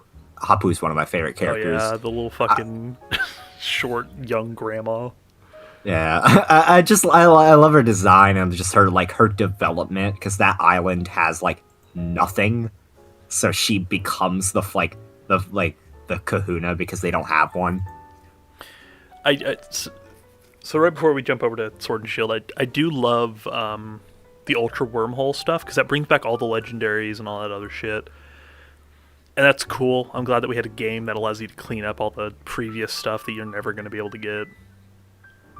And that really, it feels like that was something that Pokemon honestly needed. And that looks like that's going to be the case again with the dens coming up soon in the DLC. So we'll see how that goes. Yeah, give us all those fucking event Pokemon. And give us all those event Pokemon and give us way to actually use their like alternate forms, because a lot of them have alternate forms, which it's like interesting almost like how we're going to be able to access those. Yeah. All right, should we move on to Sword and Shield, the newest release? Yeah. Sword and Shield, I remember very distinctly I was talking to you, Zach, and I said something along the lines of Pokemon needs to come out with a game that is so bad that it flops, so that way they come out with a good game after that. And you told me they did, and it was Sword and Shield, and my mind was fucking blown because you were right. Sword and Shield should have flopped in every aspect, but it didn't.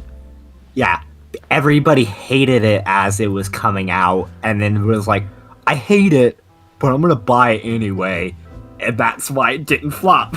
Number 1 selling Pokemon game of all time. Oh, Game Freak's not gonna learn anything. I know. If anything, they're gonna be like, "Oh, we put all this not effort into it. What can we get away with next?" Blush face, you know. And it's like, yeah, I too am guilty. I have over 100 hours in that fucking game.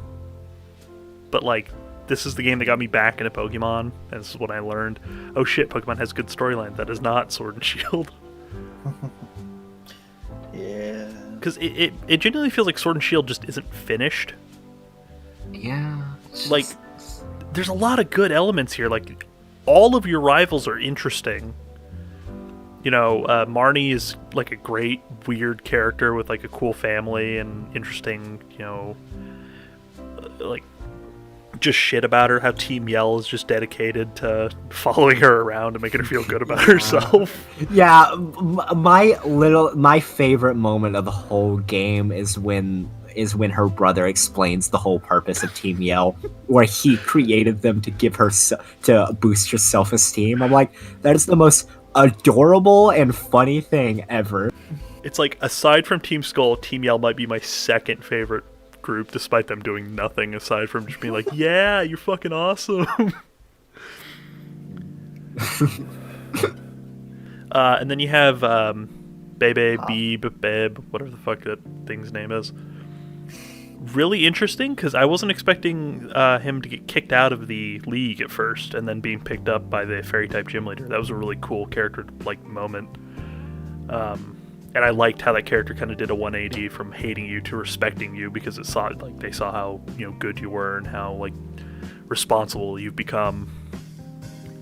Yeah, I'm interested in seeing Sword and Shield get like a kind of like a sequel or something where we actually get to see Bebe become the new fairy type gym leader. Yeah, full-fledged, like, it'd be so cool.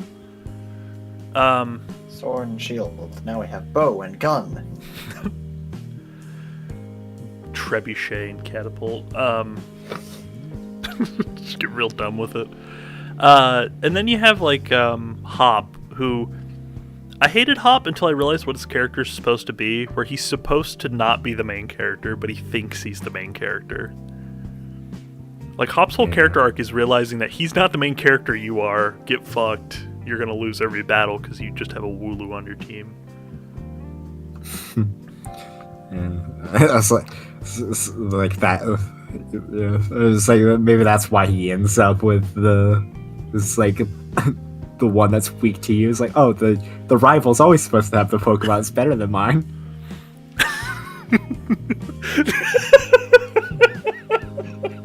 That makes it so much better if you think about it that way.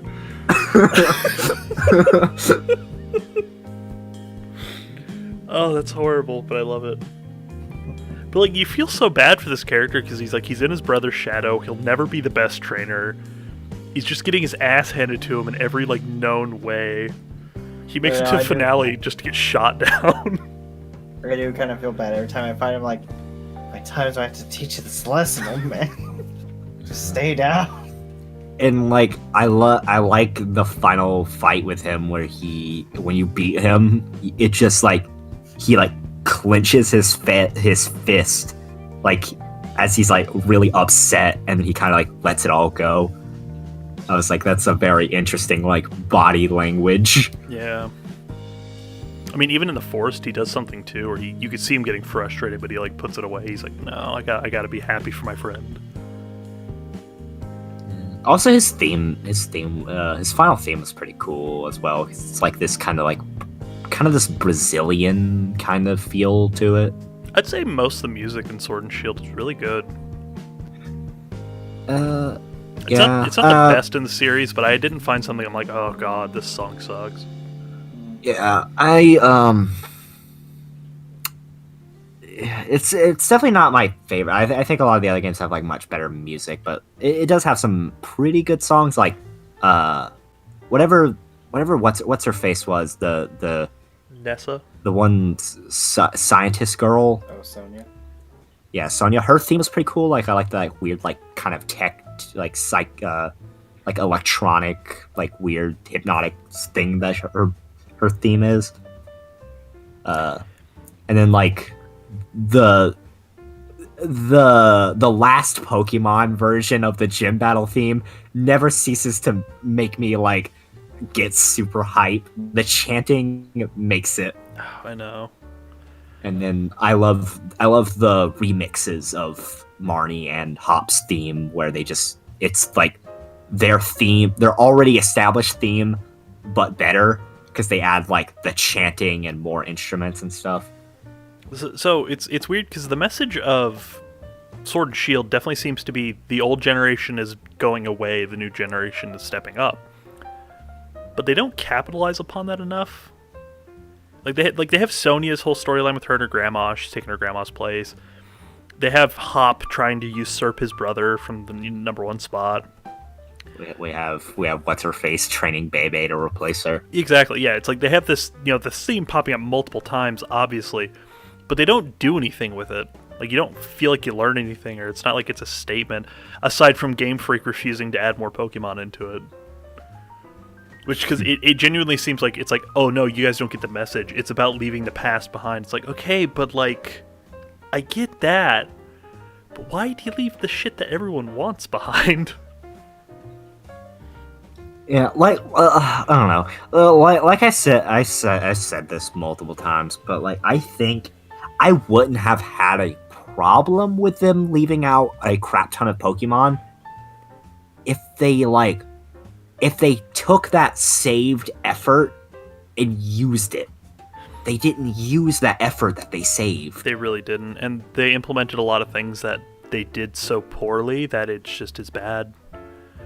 I was like, they had two choices. They could have made like a better game with less Pokemon, or like a kind of worse game with more Pokemon, but they didn't do either. Instead, they chose a middle version where they chose a worse game with less Pokemon, and I don't know why.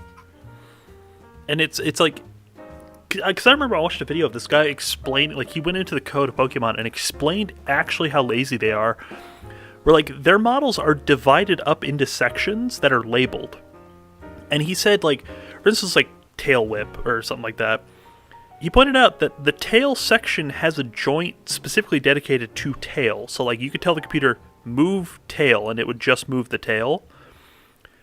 So instead of having tail wag be the Pokemon rotates and then just rotates on a pivot 2 times, it could be it just moves the tail a couple times. And he explained, he's like, this took me 5 minutes to make. And it could have taken Game Freak probably even less time, but they just didn't want to. It's like the battle animations just suck ass. It's so sad. I'm really sad because, like, overall, like, I really like the region of the game. I like just the environmental feel of the game. Like, don't get me wrong, I like, European stuff. I like like newer stuff and like that. So this, very much up my alley. But yeah, I'm torn because like it's a meh game for what I think is a really nice region. Yeah. The towns... there's a lot of potential. It bothers me because the towns have, like, nothing in them. It's like... Yeah, I did kind of feel that. I was like, I don't feel like there's a lot going on in these towns. Well, because, like, in other like, Pokemon games, there's, like, this town has, the beauty contest center. This town has a dock that's, like, about fishing and stuff, This one Like, just, the like, only- this is another town you gotta go to. The only time I felt like had anything was the water gym area. Yeah, and even then, they've showed off a lot of stuff that they don't capitalize on, like the lighthouse. That was a whole weird thing that I thought they were going to use, have like an event with Gigantamax toxicity, but they don't. Because like even like the big town, not Steelworks, but the first big town you go to, where like it's where you kind of start, the league thing. Yeah. Like that whole big town with like a giant like crazy elevator and like, but it still feels like there's not really anything there aside from the story stuff that you have to go through. So the hotel and then the league like center. Yeah. Yeah. I was like, I had more fun going through the cave than I did like being in the town. Like until you guys just brought that up, I never thought about that. But like, yeah, that's so true. That Sword and Shield just doesn't really have anything in its towns. But like in the past games, that was like the exciting part of getting to every new town. It's like, oh, what's the special thing about this town? Like, and like Black and White, it was just like, oh, this town has a movie theater, has a movie studio where I can make movies. This town has an amusement park. What is I distinctly remember just like in X and Y. I distinctly remember it's Lumios, right? The big center one. Yeah. Yeah, I distinctly remember Lumios because it was like, okay, there is a lot to this town. There's a lot of stuff. Like there's a cafe, there's restaurants, there's the Pokemon studio that I think you can make movies in there. I think. Then there's the stuff with the professors, and there's just a whole bunch of stuff there that it like comes up multiple times, like you said, like a lot of roads lead back to it, so you gotta cross through it. But still, like I distinctly remember that. Well, I remember I had 3 moments where I was like, this has to be something. It's when I went through the forest to go to the fairy type gym. I was like, there's got to be something interesting to do in the other end of this, and there wasn't. If anything, that was the most let down of a city I think I've ever seen in my life. Yeah, it looked nice, but it was there like was nothing there. It was so tiny, and there was nothing there. And then the frozen area, I was like, cool. There's got to be something, like a hot spring at least, right? No. And then the final one, the big city. You could see it on the map. It was definitely like, this is the end area of the game. I'm like, okay, cool. There's got to be something there. It's the end of the game. That's your reward. Fucking nothing. Just more clothing. Yeah, and then like afterwards, the battle tower. But who gives a shit? Nobody likes the battle tower. You only do the battle tower for the ribbons. Yeah, no. I mean, when this time we get the battle tower for Toby Fox music, I guess. Yeah. I'm sorry, Toby Fox, that you got subjected to that. But it's so weird because it really felt like they were just not done yet. Also, the story just isn't like There's the character. no like story. the character. Yeah, the character. Like I feel like the NPCs were great. It was always fun meeting Marnie, Hop, and Leon and all that. But the story itself isn't interesting. The villain is not good. And then they just introduce a legendary out of fucking nowhere. Yeah, it was like, oh, this is the Dynamax. This Pokemon is the source of it. Do you know what made me really mad? Is when you get down there, the shell that it was in is already broken. You didn't even get to see it bust out of the fucking cocoon like you do in X and Y. It's just already out. Yeah. In Black and White, we got to see a castle destroy the Elite Four place. In X and Y, like we free them from a cannon. In this, the Pokemon's already out. And it's like, yeah, that arena is really cool, but like, I don't care. I wanted something to happen there, but it already did. We missed it. don't give a fuck about Chairman Rose. Although him and his dad bod outfit is really funny.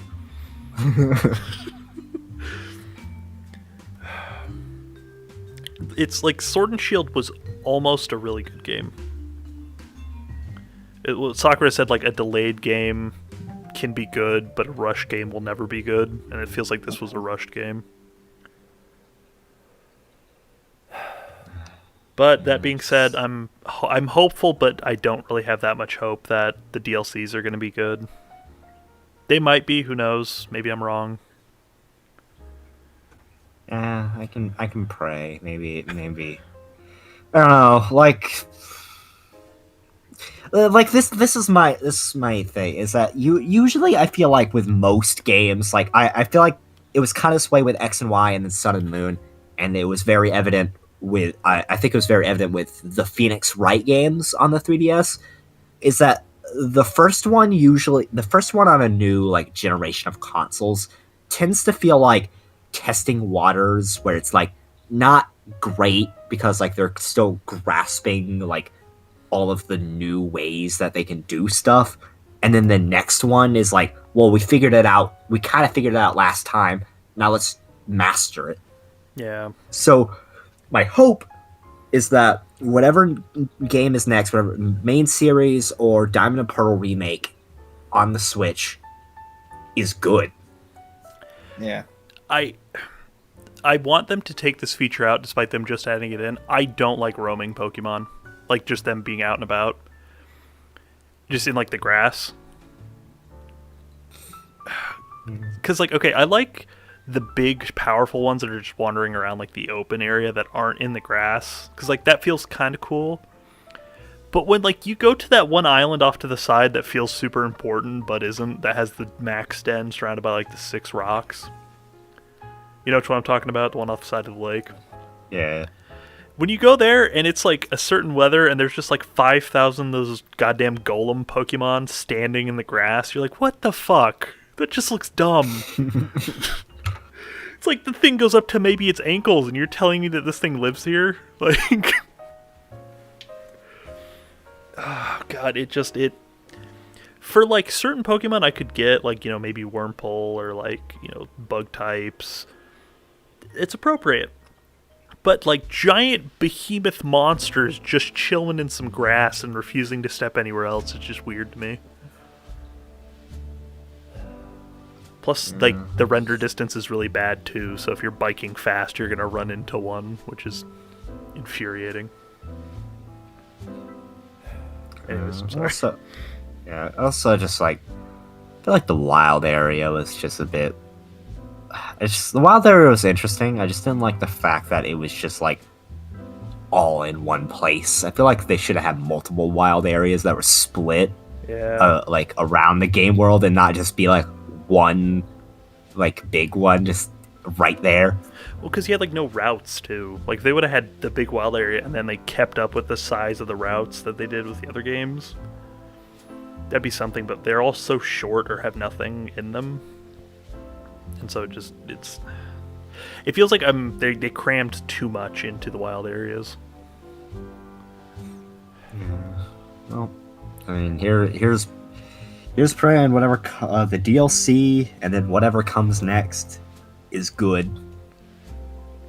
I do want to preface, I liked Sword and Shield. I had fun. I have over 100 hours in that game. But still not. I just wanted more. Yeah. I don't. Sword and Shield, I'm not mad at you. Just disappointed. Like I had fun in that game. I love my Simmons. Like Simmons' story was just so funny, of just like him being this like really unfortunate Pokemon who'd lose every fight I've put him in, but eventually he became like a really good like kind of team anchor and ringer towards the end. And then when Leon almost like decimated me with his fucking water with his the water starter was also really funny.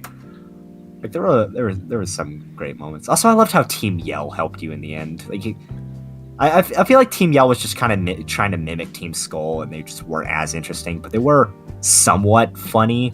Yeah. I just feel like they didn't do enough with them. They were just kind of like, let's stand in the way and yell. But I did like how they helped you at the end, because they're like, oh, Marnie and the other guy like you, so we'll help you. Yeah. So what, the 2 DLCs coming out, the Shivering Isles and something Tundra. Yeah, the Crown Tundra.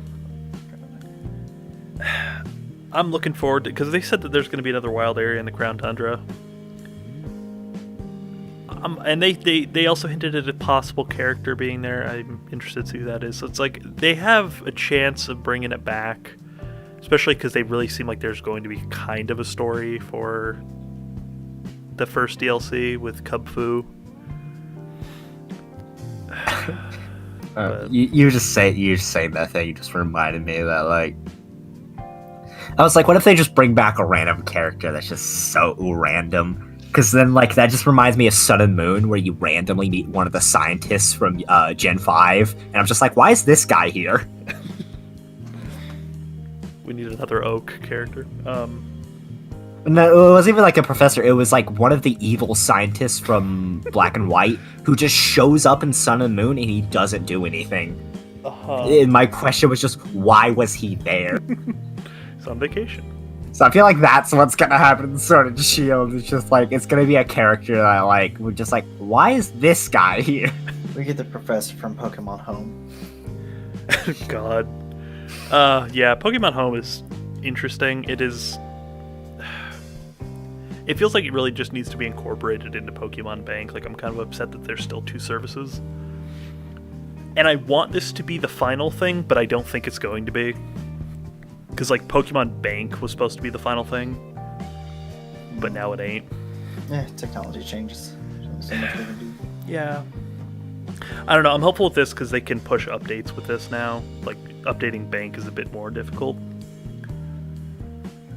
But we'll see. So yeah, let's talk about some of the spin-off games. So we'll be brief about these because they're not as prevalent, obviously, but I'm playing Dream Radar right now. It's a really weird game.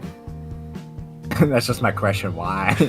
Because I want the fucking 3 genie alternate forms, because that's like the only way you can get them, despite how much I hate how they look.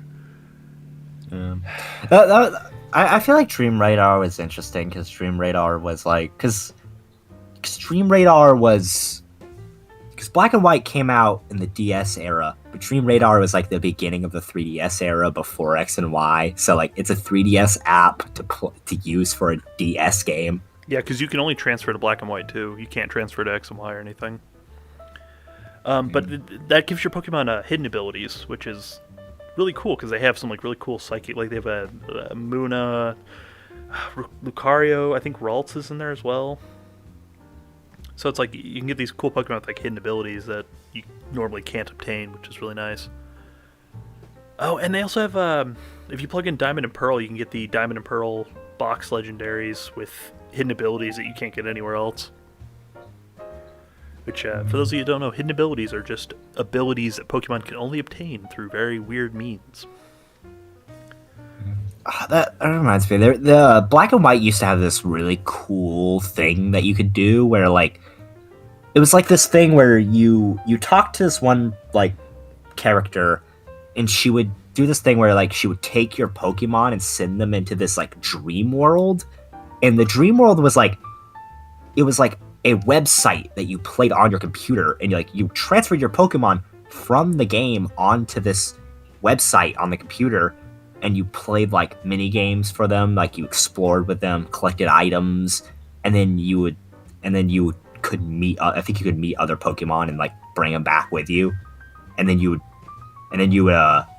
go, bring them back into the game, and it was interesting. Yeah, and then sadly that service is gone now, though. Yeah. And then you could catch the Pokemon you brought back with you. That's what the Dream Balls were for, is that they were a guaranteed catch on the Pokemon that came from that. And those ones also had hidden abilities that you can't get anywhere else too, so if you didn't get them then, you ain't getting them now. Yeah, I think that was start of hidden abilities. It was. That's when they came in. Yeah. Hidden abilities have been in every game. I'm pretty sure been in every game since Gen 5. Yeah. Which is cool. Hidden abilities are a pain in the ass because they're so fucking hard to get. Yeah, they're always some weird unconventional bullshit, but So I remember in X and Y they had there was like this town so in X and Y there was a town that you unlocked in the post game. Why don't they have that in any of the other games? Like just a whole new. Sword and Shield doesn't want to do like a whole. Yeah, Sun and Moon and Sword and Shield didn't do a whole new location. Real quick, I do want to praise one thing that Sword and Shield did right, in my opinion, and that's the stadium things, like how you had to do a trial before you battled the trainer. Because trials were always fun. I always had a good time completing those. I was like, oh, this is cool, you know? Yeah. I like the trials a lot more than do this like block puzzle or something. Yeah. I like them. Just like herd these Wooloo. Yeah, that was fun. Or like drive this giant fucking bumper car down a mountain because I said so. Yeah, it's much better than the. It's the gym from the electric gym from Gen 1, Lieutenant where it's Surge's just gym.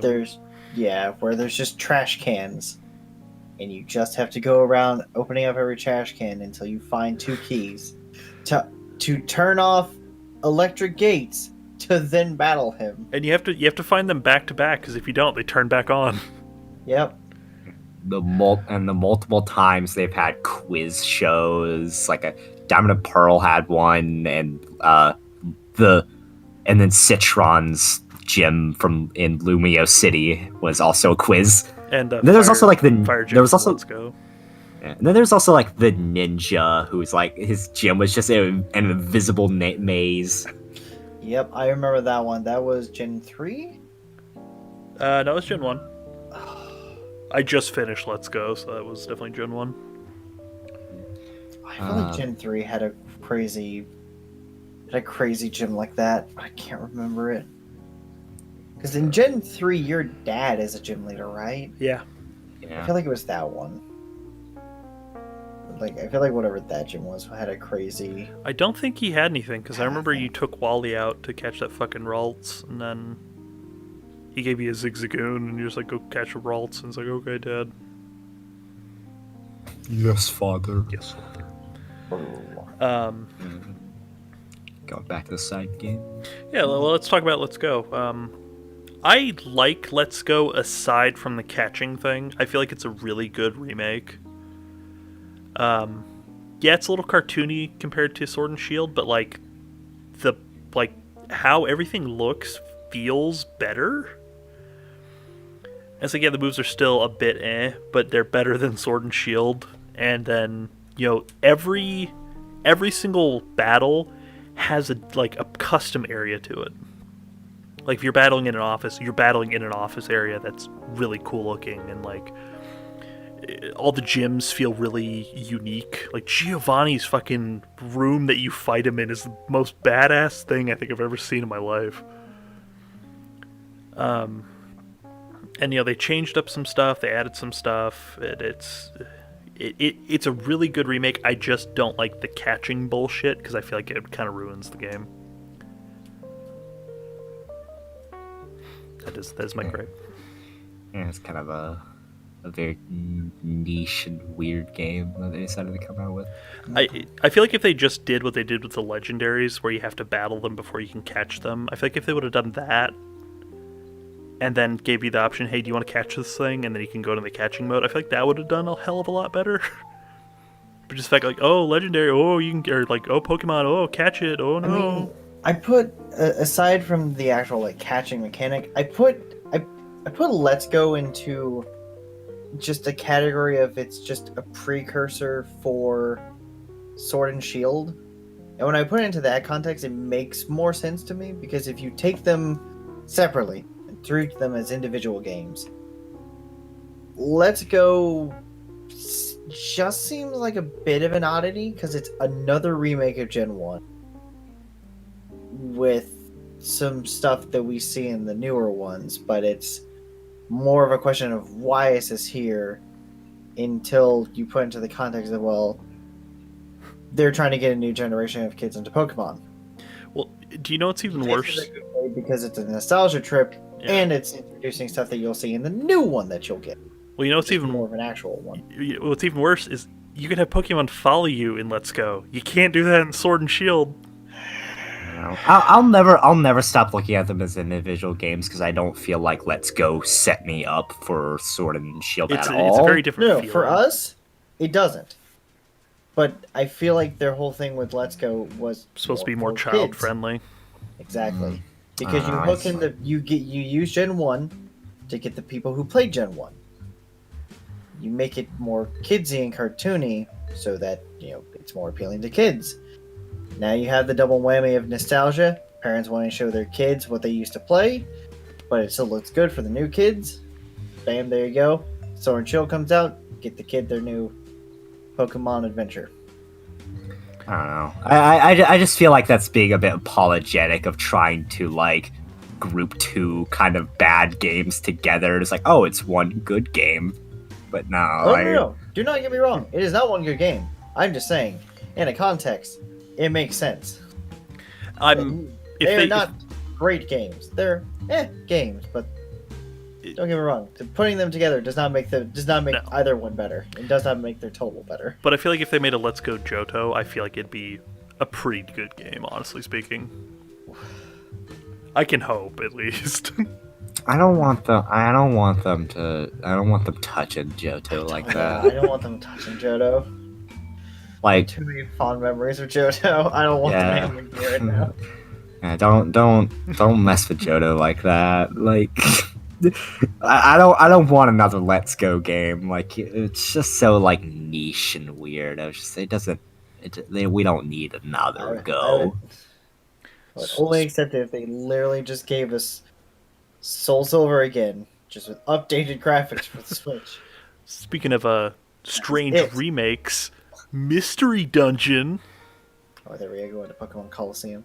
No, not yet. We might not because of this episode, but yeah, did the motherfucking Mystery Dungeon game just got remade for some reason? Like, I'm not complaining. That's probably one of my favorite games of all time. So like, I'm so excited, and I really need to pick it up soon. But it kind of came out of left field for some reason. Like, I didn't think the Pokemon Mystery Dungeon games were even relevant anymore. Kind of wavering in and out. Oh, am I? No, I meant the game's relevancy wavering in and out. Yeah, because I mean, they had Explorers of Time and Sky, and then It was time and Darkness, and then Sky was like its middle version. and those didn't do as good, like commercially sales wise. So they But those. about them. But I don't know about commercially, but cult classic, what like culturally, like that's the favorite, like even more so than the original. And then Super Mystery Dungeon, which I honestly didn't like. I played through it and I just didn't care. Like, I guess it's because it's so railroaded at the beginning. Not even the beginning. It's just railroaded for a good chunk of the game. Yeah, I haven't played that game, but it looks like hot garbaggio. Like, what was like the dumb thing where it's like one I remember, like the Pokemon you can choose from or whatever was like really dumb. Like, you just really didn't get very many options. You couldn't even choose your gender, I don't think. Not a whole lot of new options, which was annoying. Yeah, and then like they had that like dumb thing. It was like, use your camera to point at circles to open portals. Don't remind me about that dumb shit. I was so optimistic when that game came out. I'm like, this is going to be great. Oh my god, it was not. Like, you're going to Mystery Dungeon school, and like, there's a school bully, and I'm like, I don't give a fuck. I was a badass in the first game. Now I'm like a fucking nerd getting picked on by goddamn Shelmet over here. I liked that one. The one with school was good. I'm Yeah, that was. I don't know, I forget the name. That was Ultra Mystery or Super Mystery Dungeon. I don't know. I forget the names because there's two 3DS ones. One of the one is the first one was Heart Garbaggio. The second one was the one I borrowed from you, and from what I played of it, I liked it. But like the first one would just looked really bad. But the second one I actually kind of liked. I liked the school thing. It was kind of fun. Plus, I liked the choices of characters you could choose from because you could choose X and Y starters. Yeah. I chose Chespin because even though I hate Chespin's like final evolution like move wise, I thought like since the whole game you're just a first form, I was like that's fine. I haven't heard anything good or bad about the remakes aside from Ekken's fucking walk animation. I don't know anything about it. Oh, you haven't seen Ekken's walking animation? No. I'll send that to you after this. Oh my god. It is beautiful, but horrible. But, like, I haven't heard anything good or bad about it, which is concerning, because this is my favorite game of all time, is the first Mystery Dungeon game. But that may not be bad. If it was truly bad, we would have been hearing that's bad. Yeah, that's why I know it's not terrible, but I don't know if it's like, this is the greatest remake ever. No, it might just be, it's a good game. But I mean, to be fair, it is also at a time, as a recording, Animal Crossing. Yeah. Animal Crossing is going to hinder that quite a bit. Oh, man, I remember when the Direct came out and they started playing the music, I got fucking goosebumps. I was like, oh no, it's not happening. I love Time, Darkness, and Sky. Like I played so much of that, and I played a little bit of what do they call the first one? Is it Fire and Red? Fire and Water was like Red and Blue. It's just red. Yeah, It's just Red and red. Blue. Yeah, Red. Yeah, Red Mystery Team and Blue Mystery Team. Yeah. I'm just not too into those games. Which, real quick, I do want to talk about how beautiful the box art is, because one's looking down a hole and one's looking up a hole. And the one that's looking up is the Game Boy version, and the one that's looking down is the DS version. So if you have both in the cartridge, it's like the same thing. Yeah. Really cool that was so cool. I do like the whole thing where it's like you're supposed to have both of the games in at the same time, which is it was such a cool thing. But I don't know. I don't really like those games, especially like there's just one part of the game that when I played it as a kid, like I absolutely hated, and that's like the part where you get like ran out of town. Like I stopped playing the game because of that point in the game.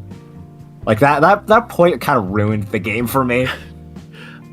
I understand why for you, but for me that was a really weird moment. I was like, wow, this is kind of a weird game. I mean, I did not have a good childhood. Like I was at a dark time in my childhood, and I did not need that kind of like. Yeah. I did not need a game to be doing that to me. I was like, I'm just gonna I'm just gonna go. I mean, I eventually played it a little bit more and got past that point, but not far. I stopped playing it a second time. Yeah. Though I did like how your house looked like the Pokemon that you. Well, I love the whole side quest of you building your house, where you had to go get the fucking main keys, the walnuts in the dungeon, because they really loved them and they wouldn't build your house unless you gave them one. So like you'd go through the dungeon, you'd give them one, they're like, all right, we'll build some more. Yeah, we want more. Go back through the dungeon again. You gotta do it like 3 or 4 times. But I mean, yeah, Red and Blue's kind of good. I don't like them, but I can see why other people do. But I think Sky just has the much better story. Time, Darkness, and Sky has a much better story, because in that you're like a guild. Like you're not just like two Pokemon just doing that. Like you're part of this like big guild, and you're trying to like make yourself known from within this guild, which is pretty fun. Like I love how like I just love how they constantly like you always get like a big reward. They're like, oh, you made it's like you made 200 Pokédollars. It's like, but the guild takes the cut, so you get 20 Pokédollars or whatever. Like that's my favorite part, is that like you always get like way more. Like they always take a gigantic cut of the money that you get. Because essentially you're getting the same amount of money you would in the first game, but they just kind of make a joke out of it. It's really funny. Also, the first game is the whole reason why Gardevoir is my favorite Pokemon. Because that's very prominent in that storyline. So I know that you guys said that you hadn't played a lot of older Pokemons. Did either of you ever have the chance to play Pokemon Stadium? No. I emulated it.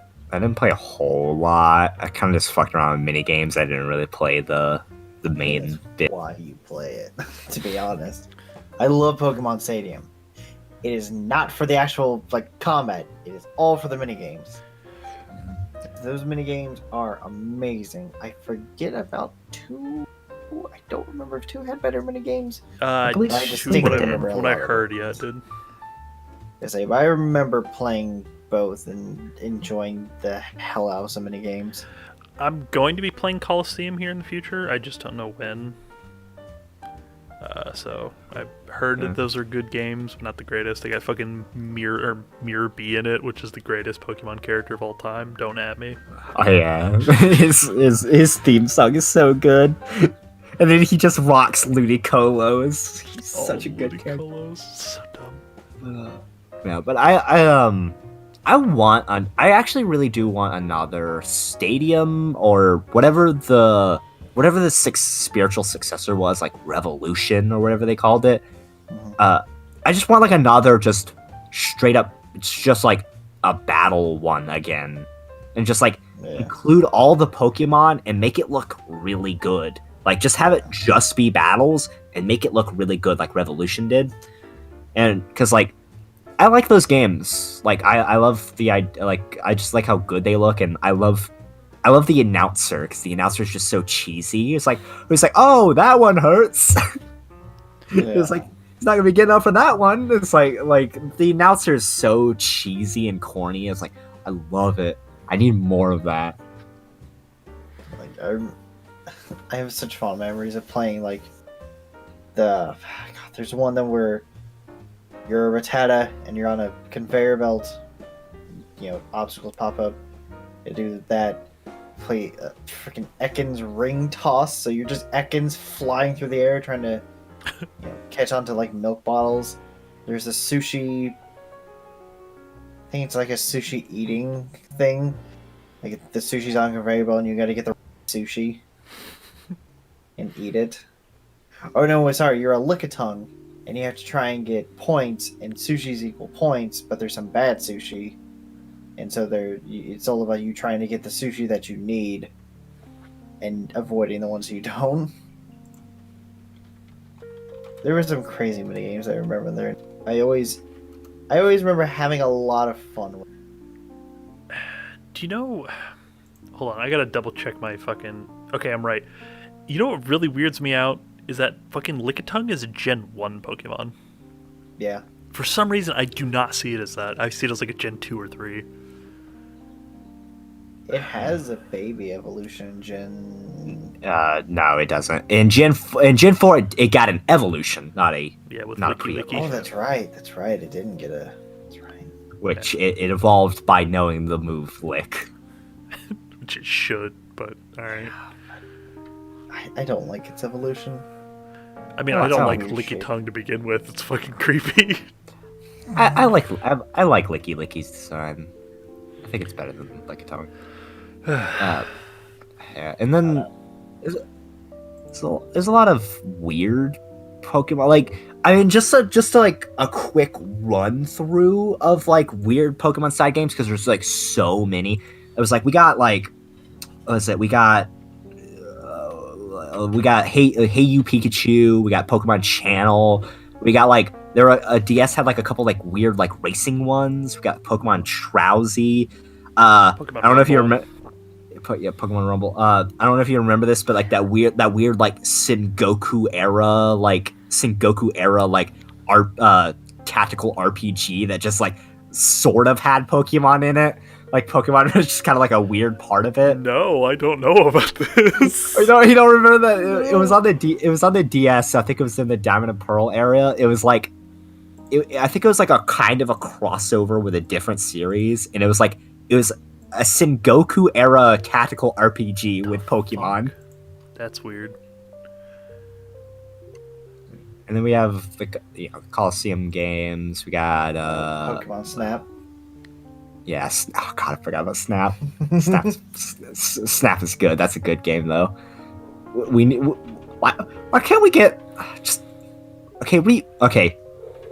Game Freak. Yeah. Remake Pokemon Snap on the Switch and give it gyro controls. You're so right. Mm-hmm. It'd be so good on the Switch too. It's the perfect fucking console for it. Or make a sequel, goddammit. It's like we've had gyro control since the 3DS, and we got it in the Switch too. We had it in the Wii U.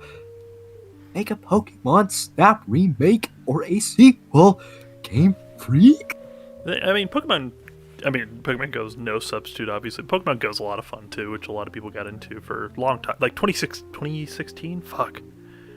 No, you're making me feel old. Stop it. That got people out of the house for so fucking long. Yeah, that caused. It also caused some kind of weird problems. Yeah. It brought people together, but it also caused a lot of problems. Yeah. It's weird. It's good. It's weird. Yeah, I wonder what the future of Pokemon holds, honestly speaking. Because I'm hopeful that it would be... They need to go back because what they're going forward with isn't good enough. Yeah, they need to... I want them to... I feel like not only is the main series declining, they're also they're also getting less creative with side games. I don't feel like we'll ever get another Coliseum. Coliseum was way too unique for them to do nowadays. Yeah. I would maybe the Mystery Dungeon remake will be a good testing waters for them to either remake Sky or to just, make another main series one, but on the Switch. And then I don't know, just I don't know, do something unique. Do something as dumb as that Sengoku tactical RPG. Well, Pokemon needs to be taken away from fucking Niantic for a while. I feel like they've lost privileges with that fucking IP. We present. Oh my god! You know what? I forgot about Tekken. Pokemon. Poke Tekken. Oh yeah. Fighting game. Yeah, fucking Pokken tournament. That's an interesting game. I like it. I like its short. I was about to say I like its choice of Pokemon because it includes Chandelier because that's my favorite Pokemon. Well, one of them. Okay, I can't. Hang on. I gotta look up when I say this. I'm sorry, Mawile. I have a Mawile plushie hanging on my blinds. So, what do you? I know. I'm pretty sure I know what Zach's favorite Pokemon is. Jarrett, what's your favorite Pokemon? Mine's Gardevoir. I'm pretty sure Zach's is Mawile. If I had to go off gut reaction, Nidoking. Really? Nidoking. It's Nidoking, Arcanine, or Tauros. Oh, that's disconcerting. Sorry, I just found my first gray hair. That's lovely. Old. I hate this. Oh, speaking of, God, you saying gray hair made me look at your profile picture. We forgot about when we were just running through games. We forgot about the Pokemon TCG video game. Everybody has forgot the Pokemon TCG video game, including me, whose avatar is one of the fucking gym leaders.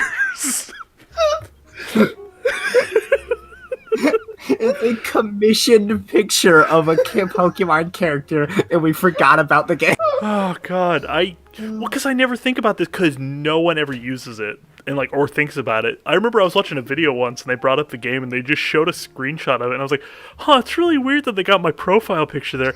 Oh yeah, it's not mine.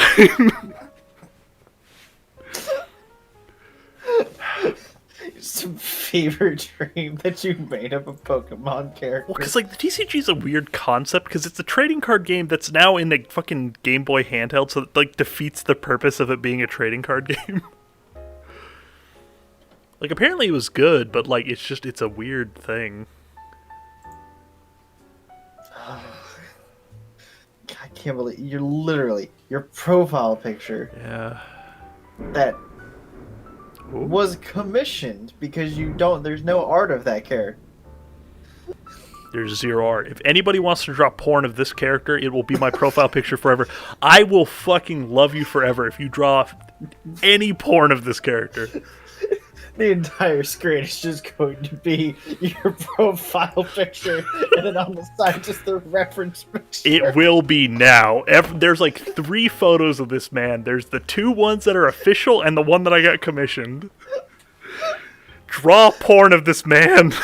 Give him massive old donger. You didn't even have that commissioned. That was a Christmas present that I got for you. You can. I will even allow you to do the thing that I hate, and that is have Gardevoir porn. If you want to draw this character fucking railing Gardevoir, I will allow it and thank you for it. But don't do that. Like, I don't want you to do that. But if you do, thank you anyways. Oh man. Well, What we were talking about before this? I had something in my head, but now I've completely lost it. That was Completely interesting. derailed. Definitely an interesting Now I topic. remember. So you know how Legend of Zelda had Hyrule. We need Pokemon Warriors, where it's just Dynasty Warriors, but Pokemon. I feel like that'd be cool though. Okay, Who would you fight? Other Pokemon. other Pokemon. Yeah. Just hordes of Caterpies. Yeah, just have Hey. Ash Greninja coming in and wrecking house. Yeah, you're just like a Charizard, like you flare blitzing like a million Weedles. It's fucking Monchoke just throwing people. It'd be cool. It'd be so cool though. Like, Yeah, great, Jarrett. Now you wanted me a game. Now you make me want a game that's never going to happen. Like Listen, you literally look, just. we can get Poketekken. We can get Poketekken in Hyrule War. We can possibly get Pokemon War. I want that so bad because the fans might know, like anybody listening might not know, is I am obsessed with Dynasty Warriors esque games. I don't like Dynasty Warriors games, but I love Dynasty Warriors like spin-offs. Hyrule Like Warriors, Gundam and the Pirate Warriors. Warriors. Yeah. Hyrule Warriors. Also, like, just to date this video, I'm like 2 or 3 days away from One Piece Pirate Warriors 4, and I'm fucking creaming my pants over here. Yeah, I want Pokemon Warriors. Like, that would be, see that, like, how I was saying, like, they don't do anything interesting with Pokemon much. Do Pokemon Warriors, you know? Like, it could work. Just have, like, just pick, like, iconic, strong Pokemon, and then just kind of like just how you fight other just hordes of weaker Pokemon. Yeah. So who would you put into it? You get 2 choices. I know which ones they would definitely choose. Greninja and Charizard. Yep. Definitely Greninja, Charizard. Probably. I don't know. I feel like that's the other way around. Greninja is a possible like above a maybe. Charizard is a 100% guarantee, and you should know that. Charizard was in the Smash game that they removed all other Pokemon from because they're like, nah, just put him in. I don't know. Like my brain went like thinking about a Dynasty Warriors game. Greninja would be pick Charizard. But you're right. It's Pokemon. I mean, I feel like the reason why my mind obviously my mind instantly went to Charizard was just because of the dragon guy from Hyrule Warriors, and I just imagine him attacking, like having some of the similar moves. Yeah, but I feel like Charizard would be a 100% guarantee. Well, I feel like Machoke or something would also be. Mewtwo would be cool, or Alakazam. Any psychic type would be really cool. I feel like it's like all just the Pokken roster. Okay. Oh yeah. So what was your reaction to my choice of favorite Pokemon? Because we did that, we immediately went into something that we immediately got thrown off. What was topic. your favorite Pokemon again? Nidoking. Nidoking, that's right. Sorry, I got distracted. I got blinded by fucking giant phallic images of my character. The thunderstorm's getting real bad. We're gonna have to wrap this up soon. Gotcha. It's raining out there. Yeah, it's getting bad. I gotta go to work in 4 hours.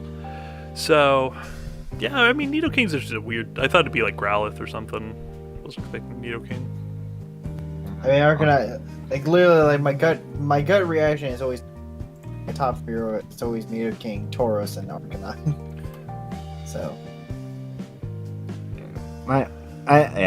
my favorite used to be Riolu, but I think eventually, like, I feel like at one point it became Chandelier because I used that Black and White, and I really liked that Pokemon. But I think now it's probably Mawile because I just like its design, and it's kind of a bit more interesting now with how it got a Mega Evolution and gained the Fairy type. Because before it was just kind of a basic Steel type that no one cared about. But then it got a Fairy type and became essentially the most competitively viable Mega Evolution. Yeah. God, it's so good, but I'm so like that's why I'm mad that Sword and Shield got rid of Mega Evolutions, because I can't Mega Evolve Mawile. They apparently might be bringing it back according to the data miners, but that's internet talk, so who knows. I hope so. I mean, Mawile's in the game, so like, Yeah. so, like I just don't have a reason to use her, especially since they took out a lot of the moves. I feel like Mawile, because I think they took out. I might be wrong about this, but I think they took out Play Rough, which was like Mawile's best fairy move. Because the problem with Mawile is that she has like no special attack, but like a lot of regular attack. But there's only like 1 or 2 physical fairy moves. It's a very special heavy typing. It's like psychic. Okay. Anything else we want to talk about before we wrap this up? No, I think we covered pretty much everything. I think I thought of every Pokemon like side game I could think of. I mean, I don't know, Magikarp Jump. Get the fuck out of here with that. I think I already mentioned Drowsy. Drowsy is actually really fucking cool. It's on the phone. If you never played Pokemon Drowsy, play that. That's a really fun puzzle game. Yeah, well, go out there, people, catch them all. I do want to shout out the handful of people that are actually listening and commenting on these things. You guys are the reason why we do this. Comment. We don't get much, so any comment helps, and also we would like to respond to people to know that people are listening and what we can do. Also, shout out to the Pornhub audience that is growing at an alarming pace. I'm not comfortable with how good the Pornhub algorithm is, but it's kicking. Oh boy. Things I never thought I would hear. All right. Well, thank you for joining us. You can find links to everything in the link dump, along with our Twitters and other social medias if you feel like following us. As always, we post twice a month, and we'll occasionally have a special episode, so be sure to stick around for that. Next week, be sure to join us. We'll be talking about Deceptive Media in games and anime. And as always, have a good day. Remember, we choose you, Internet, if you choose us. Bet on The Pokemon time is 12:06 a.m. Bet on it. I'm gonna end it.